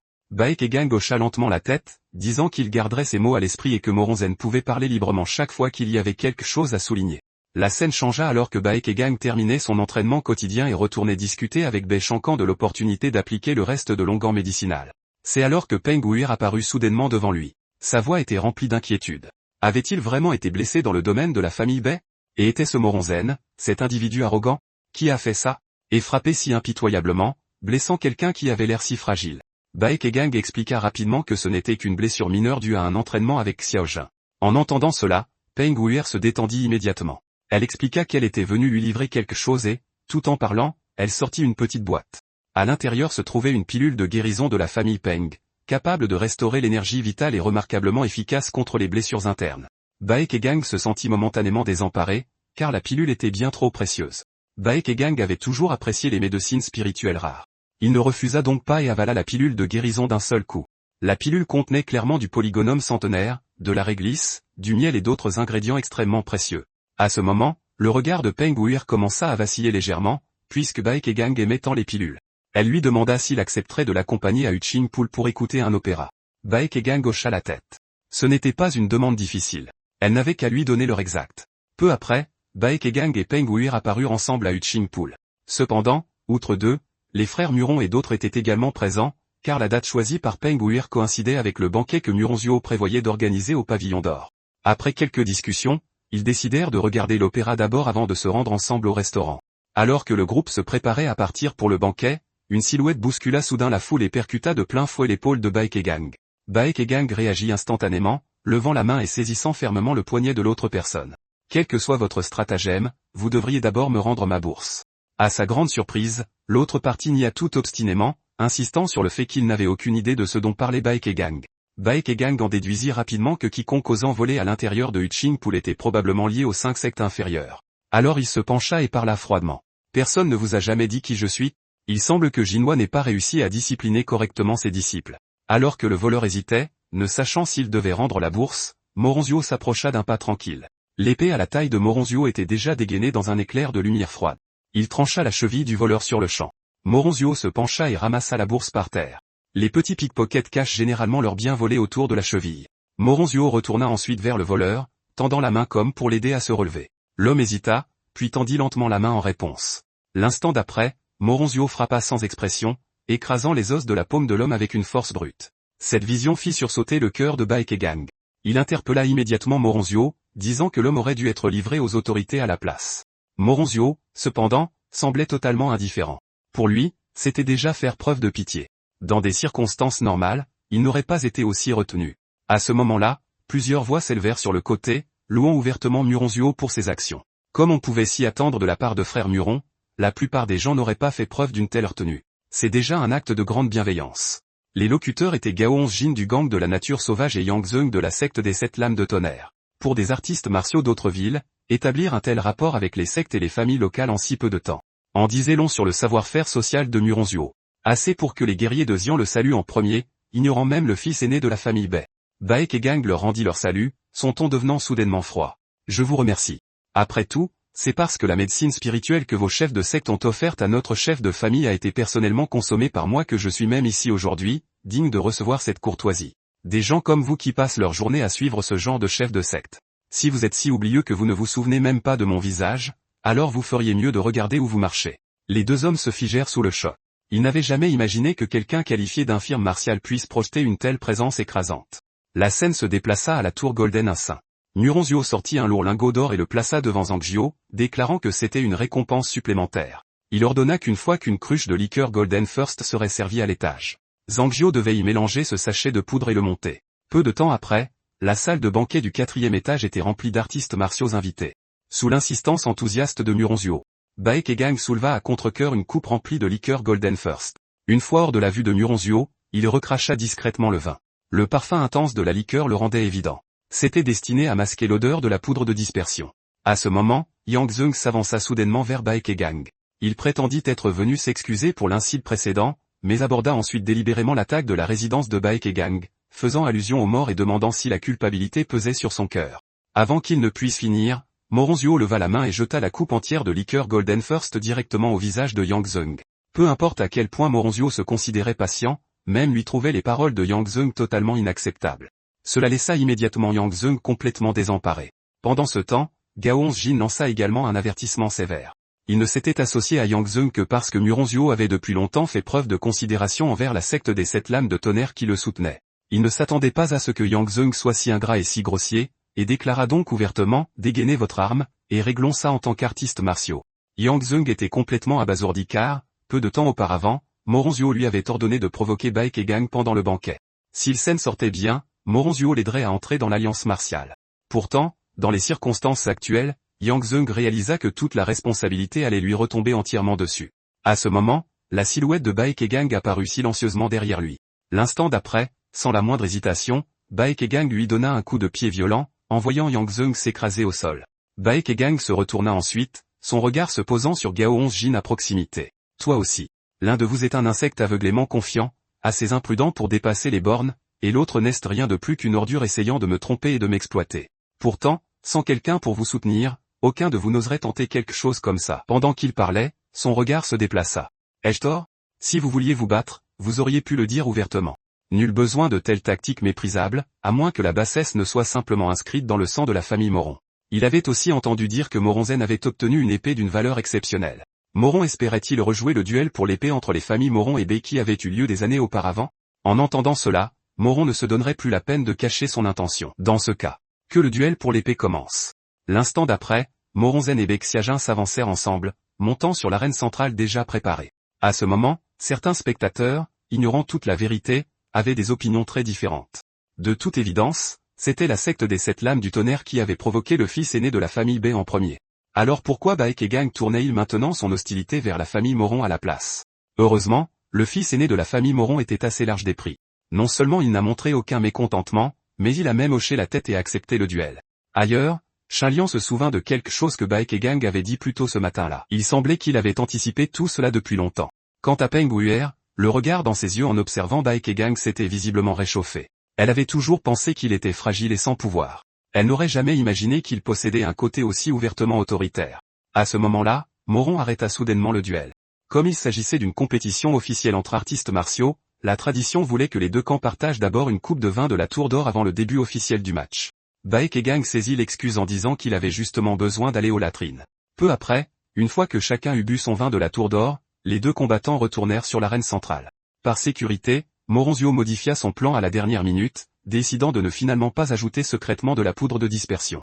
À la place, il ordonna à l'auberge de mélanger de la poudre de fureur du tonnerre, raffinée pour les techniques secrètes de la famille Tang, dans le vin de la Tour d'Or servi plus tard à Moron. La poudre décuplait les sens de l'utilisateur tout en engourdissant temporairement toute douleur. À ce moment-là, Baekegang prit la flasque de vin de Moronzen et commença à la vider d'un trait. Voyant cela, Muronzuo lui arracha précipitamment la flasque de la main. « Toi, quand as-tu pris ça ?» Baekegang parut perplexe. « De quoi t'inquiètes-tu exactement ? Ne me dis pas qu'il y a de la poussière d'or dedans. » L'instant d'après, une lourde pression s'empara de sa poitrine. Se sentant soudainement mal, il ne put s'empêcher d'être pris d'une violente quinte de toux. Juste à ce moment, une voix retentit soudain de nulle part, avertissant que le vin pourrait avoir été empoisonné. En entendant cela, Muronzuo le nia immédiatement, insistant sur le fait qu'une telle chose était absolument impossible. Baekegang laissa échapper un rire froid. « Bien sûr que ce n'est pas du poison. C'est probablement juste de la coni, des graines d'angélique, et quelques autres substances, des ingrédients médicinaux tout aussi dangereux. » Au moment où ces mots quittèrent sa bouche, le corps de Muronzuo se raidit. Comment cet homme pouvait-il connaître la formule de la poudre de fureur du tonnerre? Baekegang continua, même une petite dose suffit à effacer toute sensation de douleur et à aiguiser les sens au point de ne pas pouvoir dormir pendant des jours. Tout alchimiste capable de créer une telle formule doit être exceptionnellement doué. Il y a encore quelques ingrédients que je ne peux pas identifier immédiatement. Alors qu'il parlait, son ton devint soudainement grave. À partir de maintenant, je vais commencer un compte à rebours de 3. À part les familles Moron et Bay, tous les autres doivent partir immédiatement. Je le jure sur le nom de la famille Bay. Quiconque restera en paiera le prix.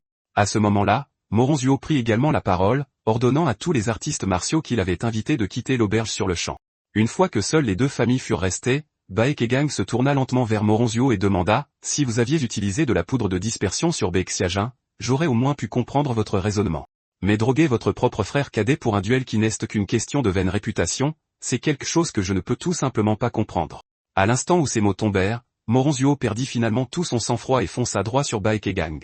À ses yeux, cet homme ne pourrait jamais. 5 ans plus tôt, lorsque Moronzuo avait été confirmé comme candidat à l'Assemblée des 7 étoiles, il avait été fou de joie, impatient de partager la nouvelle avec sa mère sur le champ.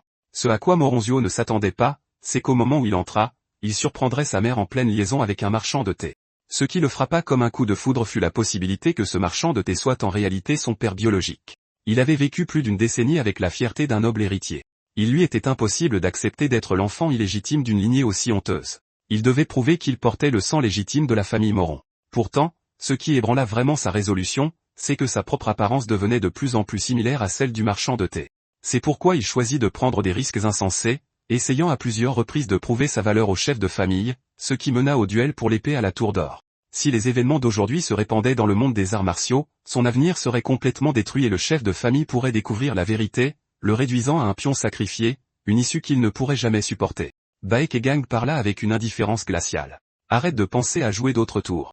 Dorénavant, je ne veux plus te voir nulle part dans la ville de Xian et ne pense même pas à te venger des agents des 5 sectes inférieures que tu as utilisés. Si tu veux que je garde le silence, alors donne-moi 1000 taels d'argent.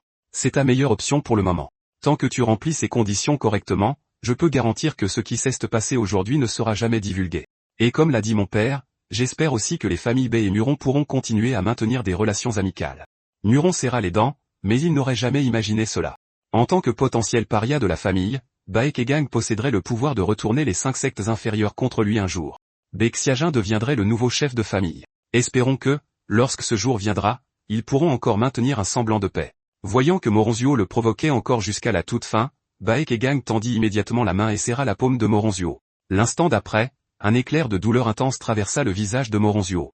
Il sentit comme si les os de sa main allaient être broyés et son teint devint d'une pâleur mortelle. Lorsque Baekegang relâcha enfin sa prise, il devint évident qu'une pierre précieuse était incrustée dans la bague qu'il portait. Peu après, Ling Ziping arriva avec un groupe d'hommes, poussant les portes du restaurant.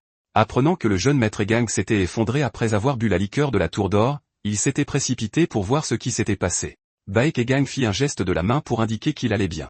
Il expliqua que c'était simplement le regret d'apprendre que le jeune héros Moronzuo avait l'intention de retourner à la maison principale des Morons qu'il avait fait s'évanouir. Baexiajin savait tout cela. Tous les doutes pouvaient lui être adressés. Pendant ce temps, Moronzen se dépêcha de suivre Moronzuo qui partait, espérant partir avec son frère aîné. Moronzuo le rejeta sans hésitation, lui disant de rester et de continuer à perfectionner son maniement de l'épée. La famille Bay était un endroit où l'on pouvait vraiment témoigner de l'immensité du monde. Dans quelques mois, quelqu'un viendrait naturellement l'escorter chez lui. Ayant bien réfléchi à tout, Moronzuo ne pouvait plus se pardonner. Dans son désespoir d'obtenir l'approbation de son père, il avait eu recours à l'empoisonnement de son propre frère cadet. Même en sachant que son frère le suivrait encore après avoir appris la vérité, il ne pouvait pardonner une version aussi méprisable de lui-même. Baekegang trouva alors Moronzen seul et lui demanda s'il nourrissait toujours du ressentiment envers son frère. Moronzen répondit calmement qu'au début, oui, au moins un peu. Mais pour son frère, gagner la reconnaissance de leur père signifiait tout. En fin de compte, c'est parce que Moronzen lui-même manquait de confiance pour remporter le duel pour l'épée ce jour-là, ce qui a poussé son frère à prendre un risque aussi insensé et à l'empoisonner. Le regard de Baekegang resta calme. Il avait réalisé quelque chose plus tôt que prévu. Moronzen était bien plus calculateur qu'il n'y paraissait. Il était absolument certain que Moronzen n'avait jamais bu la liqueur de la tour d'or que Moronzuo lui avait tendue. Baekegang lui demanda alors en retour, « Crois-tu vraiment que tu es faible, toi aussi ?» Après avoir dit cela, il demanda aux autres artistes martiaux présents de s'écarter un instant. Une fois que seules les familles Bay et Muron restèrent à l'intérieur du restaurant, Baekegang dit immédiatement à Moronzen de se préparer. Puisqu'il n'avait pas pris la drogue, le duel inachevé allait continuer. Cette fois, cependant, ce ne serait pas un match pour l'épée, juste un combat total et sans tenue. Au moment où Baekegang finit de parler, Baexiajin avait déjà une épée à la main, se tenant devant Moronzen. Baekegang se tenait sur le côté, observant l'échange aux côtés de Baechankan. Il était clair que Moronzen avait acquis une compréhension extraordinairement profonde de l'art de l'épée céleste de l'ombre de la famille Bay. Pendant que les deux se battaient, Baekegang lui a calmement dit la vérité. Bien que Moronzuo ait pris tout le blâme sur lui. Si Moronzen avait vraiment gagné le duel pour la prise de l'épée, celui qui aurait gagné la reconnaissance du patriarche Muron à la fin n'aurait pas été le stratège en coulisses, mais celui qui se tenait sur le champ de bataille. Toi. Un cliquetis aigu retentit. L'épée de Muronzen s'abattit en un arc décisif, tranchant net la lame dans la main de Bexiagin. Il savait parfaitement que l'arme qu'il maniait était une épée précieuse que son frère s'était donné beaucoup de mal pour lui obtenir. Pourtant, à ce moment-là, il ne ressentit aucune joie dans la victoire. Au lieu de cela, il demanda à voix basse, « Est-ce que les choses que tu viens de dire sont vraies ? Mon frère a-t-il vraiment été poussé à faire tout ça à cause de moi ?» Baekgang haussa les épaules, disant que ce n'était rien de plus que sa propre spéculation. Si Moronzen voulait vraiment la réponse, il pouvait simplement la demander à Moronzuo lui-même. Cependant, avant de le faire, Baekgang lui dit de prendre cet objet avec lui. Quelques instants plus tard, Moronzen rattrapa de nouveau Moronzuo. Cette fois, il ne se précipita pas, mais demanda calmement si tout cela avait vraiment été planifié pour son bien. Moronzuo laissa échapper un petit rire sec, demandant quelle sorte de bêtise c'était censé être. À en juger par le ton, ces idées absurdes devaient venir tout droit de Baekgang. Il continua froidement, se moquant de l'idée qu'il était jaloux de la lignée innée et du talent de son jeune frère. C'est pourquoi il a étudié les moyens de contrer l'art de l'épée céleste de l'ombre au lieu de pratiquer l'art exclusif de l'épée nébuleuse de la famille Muron. Quant au fait de ne pas participer personnellement au duel pour la prise de l'épée, il prétendit que c'était simplement le résultat de ses propres pensées tordues et risibles. Mais l'instant d'après, il se figea sous le choc. Car dans les mains de Moronzen reposait maintenant la grande épée des 7 étoiles. C'était l'artefact précieux de la famille Muron, dérobé des années auparavant lors du duel pour la prise de l'épée entre les deux grandes familles. Pourtant, il ne pouvait pas comprendre comment elle s'était retrouvée en la possession de Moronzen. Si elle avait été récupérée en gagnant le duel d'aujourd'hui, cela aurait eu du sens. Au lieu de cela, Moronzen expliqua calmement que l'épée lui avait été personnellement remise par le fils aîné de la famille Bai. Si le patriarche Muron s'enquérait de l'origine de l'épée, il n'aurait qu'à dire que le jeune seigneur de la famille Bai admirait sincèrement les capacités des frères Muron et avait donc rendu la lame, bien sûr. Ce n'était pas un cadeau gratuit. De l'or et de l'argent véritable seraient tout de même requis en compensation. Moronzuo fixa la reconnaissance de dette dans sa main. Il se frotta le front, impuissant. Baekgang était vraiment méticuleux dans ses calculs. D'abord en le pressant fortement à la taverne, et maintenant en lui présentant une monnaie d'échange qu'il ne pouvait tout simplement pas refuser. Il était évident qu'il utilisait cette excuse pour l'extorquer une fois de plus. Alors qu'en vérité, Moronzuo aurait pu récupérer la grande épée des 7 étoiles sans dépenser un seul sou.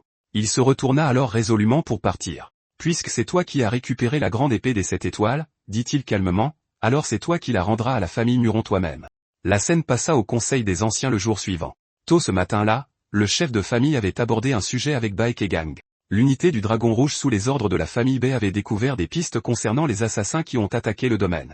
Cependant, avant toute autre chose, il exprima son approbation des actions de Baekgang. Quelques jours plus tôt, Baekgang avait utilisé sa visite à Qinglin comme prétexte pour révéler les véritables intentions de la famille Muron en visitant la maison Bai, permettant à la famille de se préparer à l'avance et de finalement récupérer la grande épée des 7 étoiles. Ce à quoi le chef de famille ne s'attendait pas, c'est que Baekgang résoudrait toute l'affaire par lui-même. Il semblait que ses paroles précédentes n'étaient pas une exagération. Il changeait vraiment, pas à pas. À ce moment-là, une silhouette au loin les salua avec un sourire chaleureux et aisé. C'était Bézintaille, le frère cadet du chef de famille. Connu pour arborer un sourire même en ôtant des vies, cet oncle s'était valu un surnom redoutable dans le monde martial, le faucheur des âmes souriant. À l'époque où la famille Bai s'opposait aux nouvelles sectes hérétiques montantes à Xi'an, le chef de famille et son jeune frère avaient lancé une attaque secrète sur le pavillon de l'épée démoniaque de l'Alliance de la Voie du Sang, massacrant près de 100 cultivateurs de la Voie obscure. Au cours de cet affrontement brutal, l'oncle subit une blessure mortelle à la tête en étant frappé par une arme à crochet. Tout le monde dans la famille croyait qu'il ne survivrait pas. Pourtant, après plusieurs jours de chirurgie d'urgence continue, il s'en est miraculeusement sorti. Malgré tout, en raison de diverses complications, un fragment du crochet reste logé dans son crâne à ce jour. À partir de ce moment, peu importe quel membre de la famille décédait, l'oncle se retrouvait incapable de cesser de sourire, même dans la salle du deuil.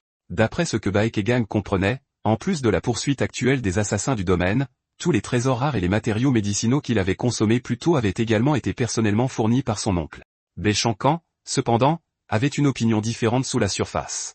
Les frères Bai semblaient en effet harmonieux, mais il avait averti depuis longtemps que les frères nés dans des familles martiales finiraient inévitablement par croiser le fer un jour, et que sous ce sourire constant pourrait se cacher un ressentiment que personne n'avait jamais remarqué. Une fois que tous les anciens eurent pris place, l'oncle prit enfin la parole, révélant les premières pistes concrètes concernant les assassins du domaine. Le domaine où résidait Baekgang avait été la dernière résidence du dieu de l'épée immortelle. Et l'homme debout à côté de lui était le charpentier qui avait conçu et construit le domaine, maintenant membre de l'atelier du Grand Bois. Quelques mois plus tôt, un individu suspect avait approché le charpentier et acheté les plans complets du domaine pour 1000 taels d'argent. Cette révélation fit froncer les sourcils à Baekegang. D'après ce qu'il savait, les assassins qui étaient apparus au domaine n'étaient pas moins de 20. Chacun d'entre eux était hautement qualifié. Une opération de cette envergure n'avait en premier lieu pas vraiment besoin de plans architecturaux. Alors que cette pensée lui traversait l'esprit, il réalisa soudain qu'à l'instant suivant, seul lui et son oncle restaient dans l'espace. Son oncle lui fit signe de ne pas s'inquiéter, expliquant qu'il venait d'utiliser une technique secrète de transmission vocale, retenant délibérément certains détails aux autres. Il demanda à Baekegang de venir dans la cour arrière après la cérémonie, car la vérité ne lui serait révélée qu'à lui seul. Peu de temps après, Baekegang arriva dans la cour arrière de la famille B comme convenu. Bae-Shankan semblait légèrement mal à l'aise. La scène était presque inchangée depuis l'époque de sa mort et le saule devant lui avait été planté de ses propres mains. Baekegang exprima sa confusion, demandant pourquoi Bae-Shankan n'était pas sorti de l'épée pendant la cérémonie. En entendant cela, Bae-Shankan fit délibérément comme s'il n'avait rien entendu, évitant clairement la question. À ce moment, l'oncle Baezintai apparut enfin dans la cour sans hésitation. Il tendit à Baekegang une boîte en bois, disant que c'était un cadeau qu'il avait préparé spécialement pour lui. Quand Baekegang l'ouvrit, il trouva à l'intérieur une herbe connue sous le nom d'herbe fantôme de l'esprit violet. Elle ne pouvait plus être classée comme un simple trésor rare. Même un ginseng des neiges de 10 000 ans pâlissait en comparaison. Baekegang montra immédiatement une gratitude évidente et remercia sincèrement son oncle, mais ce dernier balaya le tout avec indifférence, disant que cela ne valait pas la peine d'être mentionné. À son avis, la chose la plus urgente était que Baekegang retrouve la santé. Ce n'est qu'alors qu'il pourrait éventuellement récupérer la position de jeune seigneur de la famille Bae. C'est alors que Baekegang avait déjà commencé à saisir les véritables intentions de son oncle. Avec une maladie en phase terminale, même devenir le jeune seigneur ne prolongerait pas sa vie. Pendant ce temps, son père souffrait d'une grave affection pulmonaire et ne pouvait pas occuper longtemps le poste de chef de famille.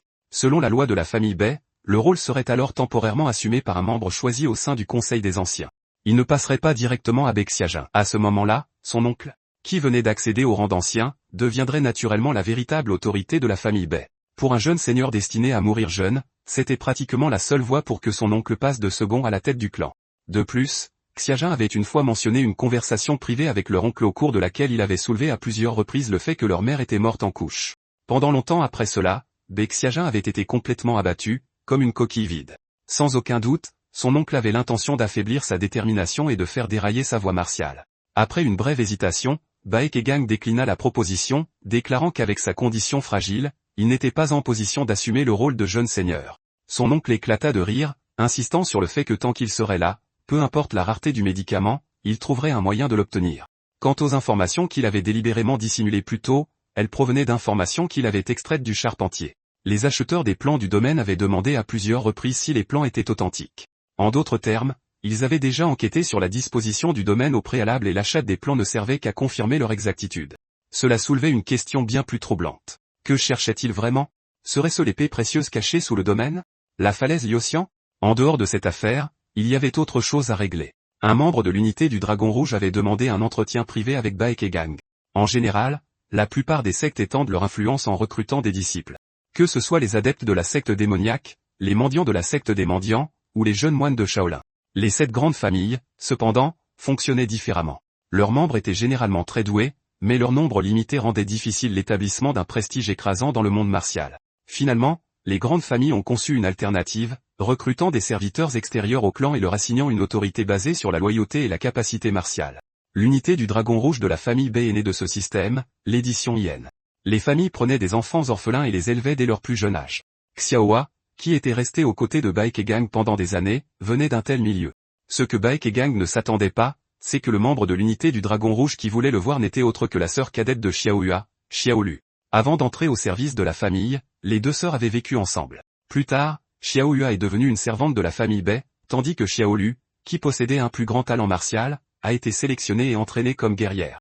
À partir de ce moment, leurs chemins se sont complètement séparés. À sa majorité, Xiaolu a réussi à intégrer l'unité du Dragon Rouge. Se tenant maintenant devant la sœur de Xiaohua, Baekegang se retrouva momentanément sans voix. Tout ce qu'il put faire fut de demander quels arts martiaux étaient enseignés au sein de l'unité du Dragon Rouge. Xiao lui expliqua que leur entraînement se concentrait principalement sur les tâches de garde et le combat furtif. En privé, cependant, elle avait aussi appris l'épée de la grande hirondelle et les pas de l'ombre lunaire, car elle espérait un jour parcourir le monde martial avec Xiaohua. Ces mots laissèrent Baekegang en sueur froide. Il n'avait vraiment rien à dire, car c'était à cause de lui que Xiaohua avait perdu la vie. Heureusement, à ce moment-là, Moronzen continuait de le saluer avec enthousiasme depuis l'avant. Baekegang changea habilement de sujet et lui demanda s'il avait besoin de quelque chose. Moronzen répondit que ce n'était rien d'important, seulement que Xiajun refusait de jouer à attrape-fantôme avec lui. Il voulait donc que Baekegang agisse en tant que juge impartial. Baekegang laissa échapper un soupir impuissant et dit qu'il servirait personnellement d'arbitre le lendemain, leur disant de rentrer se préparer. Au moment où il finissait de parler, la voix de Xiao Lu retentit soudainement derrière lui. Son ton suggérait qu'il semblait être de très bonne humeur. Au même moment, de l'autre côté, vinrent des mots qui laissèrent Baekegang encore plus désemparé. Peng Wuir avait en fait changé la façon dont elle s'adressait à lui, l'appelant Gang Gang. Elle lui a même rappelé que lorsqu'il irait visiter Qinglin, il devait s'assurer de l'emmener avec lui. En voyant cela, l'expression de Xiao Lu s'assombrit à nouveau immédiatement. Baekegang ne put que soupirer intérieurement. Sa vie ces derniers temps semblait vraiment pleine de divertissement. Xiao lui énonça alors directement son but, demandant à Baekegang de lui remettre les effets personnels de Xiaohua. Quand Baekegang retourna à sa résidence et sortit les affaires de Xiaohua, Baishankan remarqua discrètement que Xiao lui nourrissait clairement de l'hostilité envers lui. Baekegang n'était pas surpris. Après tout, sa seule sœur était morte en protégeant un jeune maître inutile et il n'y avait aucune raison pour qu'elle ait des sentiments bienveillants à son égard. Baishankan n'était pas d'accord, demandant si Baekegang avait vraiment l'intention de laisser Xiao lui nourrir ce ressentiment pour toujours. Baekegang, cependant, resta indifférent. Si ce ressentiment pouvait apaiser son cœur, alors tout le reste comptait peu pour lui. L'instant d'après, la voix de Baishankan résonna de nouveau dans l'esprit de Baekegang. Mais cette fois, il réalisa qu'il avait eu tort. Xiaohua avait donné sa vie pour le sauver. Et son attitude antérieure d'indifférence face au ressentiment était, en vérité, une trahison de son choix.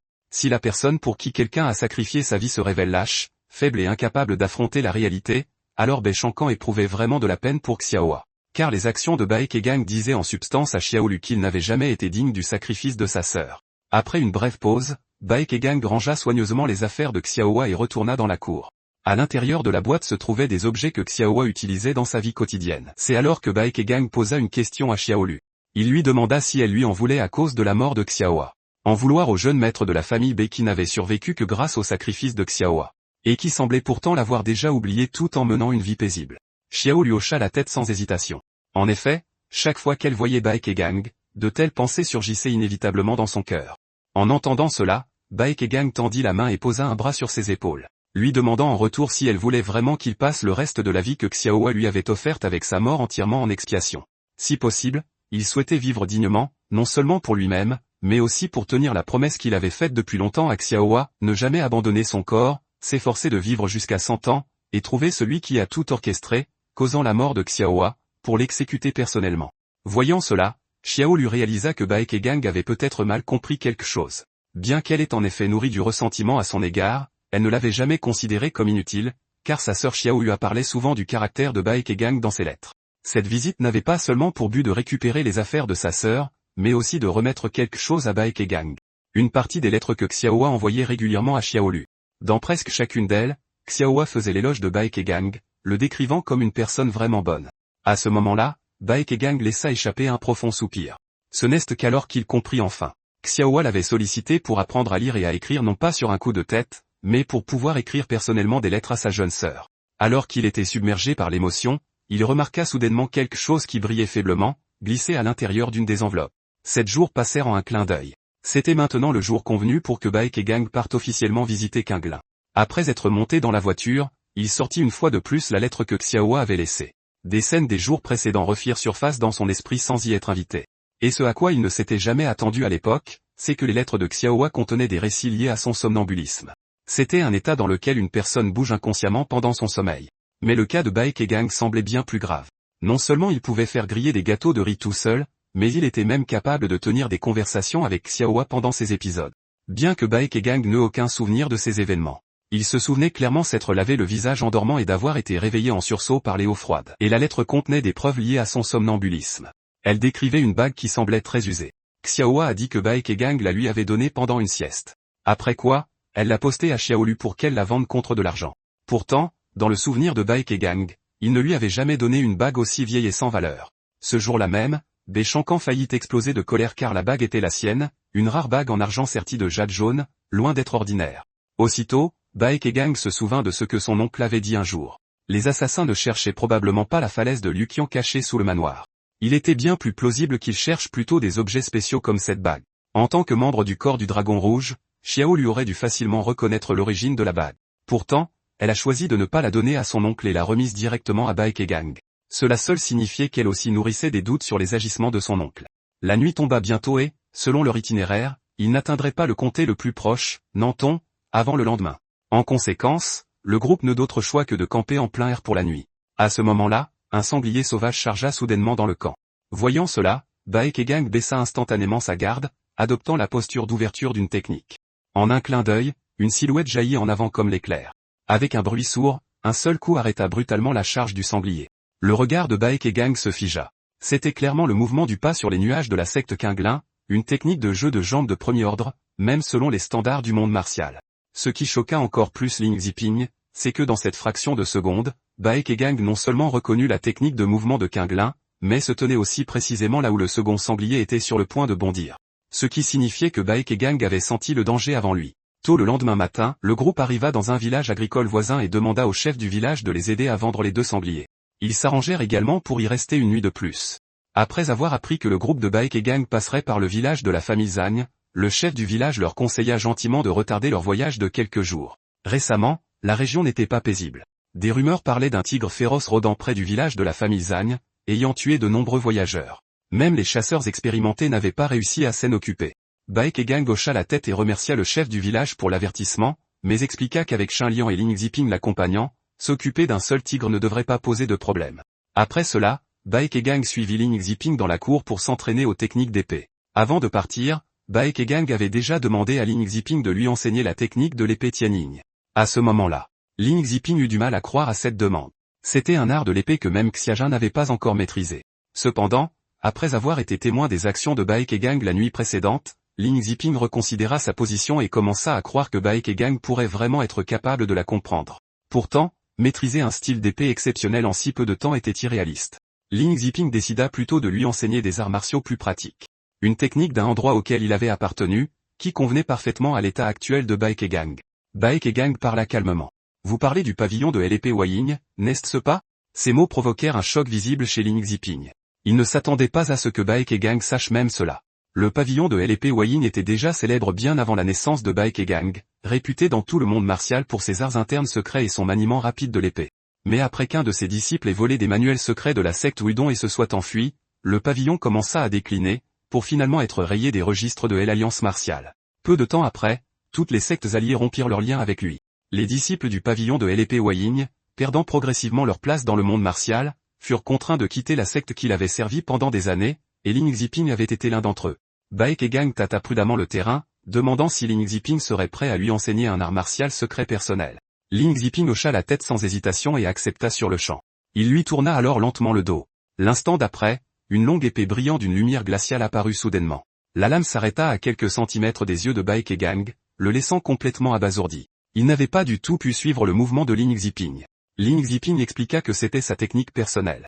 Bien qu'il ait prétendu que ce n'était rien de particulièrement remarquable, il était prêt à l'enseigner à Baekegang sans rien retenir. Baishankan dénonça immédiatement le mensonge. Ce n'était pas un art de l'épée ordinaire. Même à sa propre époque, cela aurait suffi à dominer une région entière du monde martial. Car ce mouvement était une transmission secrète du pavillon de l'épée Huaying. Et ce que peu de gens savaient, c'est que Ling Ziping avait été le dernier disciple du maître du pavillon. Bien que le moment où un disciple a volé des manuels secrets de la secte Wudong ait scellé le déclin du pavillon, le véritable facteur décisif avait été la convoitise incessante des factions martiales hérétiques ainsi que les attaques répétées des forces démoniaques. Sur son lit de mort, le maître du pavillon ordonna à Ling Ziping de ne pas être obsédé par la reconstruction de la secte. Au lieu de cela, il devait trouver un successeur approprié et le former, s'assurant que les techniques uniques du pavillon de l'épée Huaying ne seraient pas oubliées du monde. Et bien que le pavillon soit finalement tombé en ruine, Ling Ziping a survécu à d'innombrables batailles à mort pendant sa fuite, lui valant un nom qui résonna à travers le Jianghu, l'épée de côté. Plus tard, lors d'une poursuite et d'un siège impliquant des dizaines d'ennemis, Ling Ziping s'effondra finalement au pied du mont Kong. S'il n'avait pas rencontré Belushan, le chef de la famille Bei, Ling Ziping serait depuis longtemps devenu un cadavre froid. À l'époque, cependant, Ling Ziping croyait à tort que Belushan était aussi venu pour les techniques secrètes du pavillon de l'épée Huaying. Au lieu de cela, Belushan rejeta l'idée avec une froide indifférence. Avec l'épée du ciel d'ombre et l'art divin immortel en sa possession, quelle valeur les techniques d'épée de Wudong avaient-elles réellement pour lui? Son intervention n'avait été motivée que par la bienveillance digne d'un artiste martial du Jianghu. Ling Ziping fut immédiatement conquis par le caractère de Belushan. À partir de ce moment-là, il rejoignit naturellement la famille Bei. Pourtant, il n'oublia jamais le dernier souhait de son maître. Il continua à chercher un digne successeur pour le pavillon de l'épée Huaying. Le processus, cependant, s'avéra douloureusement long. Seul ce né avec des sens extraordinairement aiguisés, une concentration exceptionnelle et une aptitude rare pouvaient vraiment maîtriser l'art exclusif du pavillon. Il avait autrefois tenté de l'enseigner à Xiajen, mais avait misérablement échoué. Maintenant, cependant, il voyait à nouveau de l'espoir. Grâce au méridien in extrême, Baekegang est né avec des sens exceptionnellement aiguisés. Peut-être que Baekegang pourrait même atteindre un niveau de maîtrise du Huiyin qui n'avait jamais été atteint auparavant. Ayant pris sa décision, Lin Xiping commença à enseigner à Baekegang les principes fondamentaux du Huiyin. Commençant par l'entraînement sensoriel le plus basique, il lui ordonna de se retourner d'abord, puis d'attraper une pomme volant vers lui en se retournant. En substance, ce principe signifiait percevoir tout en même temps. L'épée de l'adversaire, sa respiration et même le faible mouvement causé par les feuilles qui dérivent. Béchancan offrit sa propre évaluation, à bien des égards, cela ressemblait à la méthode de cultivation Taiyin. Bien que plus grossière en comparaison, elle tendait davantage vers quelque chose s'apparentant à une capacité surnaturelle. Au cours de la période suivante, Baekegang ne réussit à attraper aucune pomme lancée par Lin Xiping. Pourtant, Lin Xiping était rempli de satisfaction. En seulement une demi-journée, Baekegang avait déjà commencé à sentir le moment précis où la pomme quittait sa main. Baekegang rit ouvertement, disant que c'était logique. S'il s'attendait à comprendre immédiatement l'art secret du pavillon de LP Huiyin, même la maîtrise de son principe perceptif le plus fondamental ne serait que de l'impatience. Lin Xiping acquiesça sans hésitation. À l'époque, il lui avait fallu des années pour atteindre son niveau actuel. L'instant d'après, cependant, il remarqua Baekegang debout, les bras croisés et un sourire malicieux. Ce n'est qu'alors qu'il réalisa qu'il avait été piégé et en avait trop révélé. Lin Xiping cessa de cacher la vérité. Ce qu'il enseignait à Baekegang était en effet la technique ultime du pavillon de LP Huiyin, transmise uniquement au prochain maître du pavillon. Il l'avait qualifiée de peu impressionnante uniquement parce qu'elle n'avait jamais été reconnue par le monde. Puis une prise de conscience soudaine le frappa. Pendant tout leur échange, il s'était couvert la bouche tandis que les oreilles de Baekegang étaient bouchées avec du coton. Son cœur sursauta. Quand Baekegang s'était-il bouché les oreilles? Dès la toute première pomme que vous avez lancée, Lin Xiping ne put plus rester calme. Cela signifiait que Baekegang avait communiqué avec lui entièrement en lisant sur ses lèvres. Et en seulement une demi-journée, il avait réussi à sentir une pomme volant vers lui par derrière sans la voir ni l'entendre. À ce moment-là, Shenliang s'approcha pour les informer que la décoction médicinale était prête. En regardant Baekegang s'éloigner, Lin Xiping plongea dans une profonde réflexion. À en juger par le talent martial dont il venait d'être témoin, Baekegang pourrait être un prodige d'un genre complètement différent de Xiajen.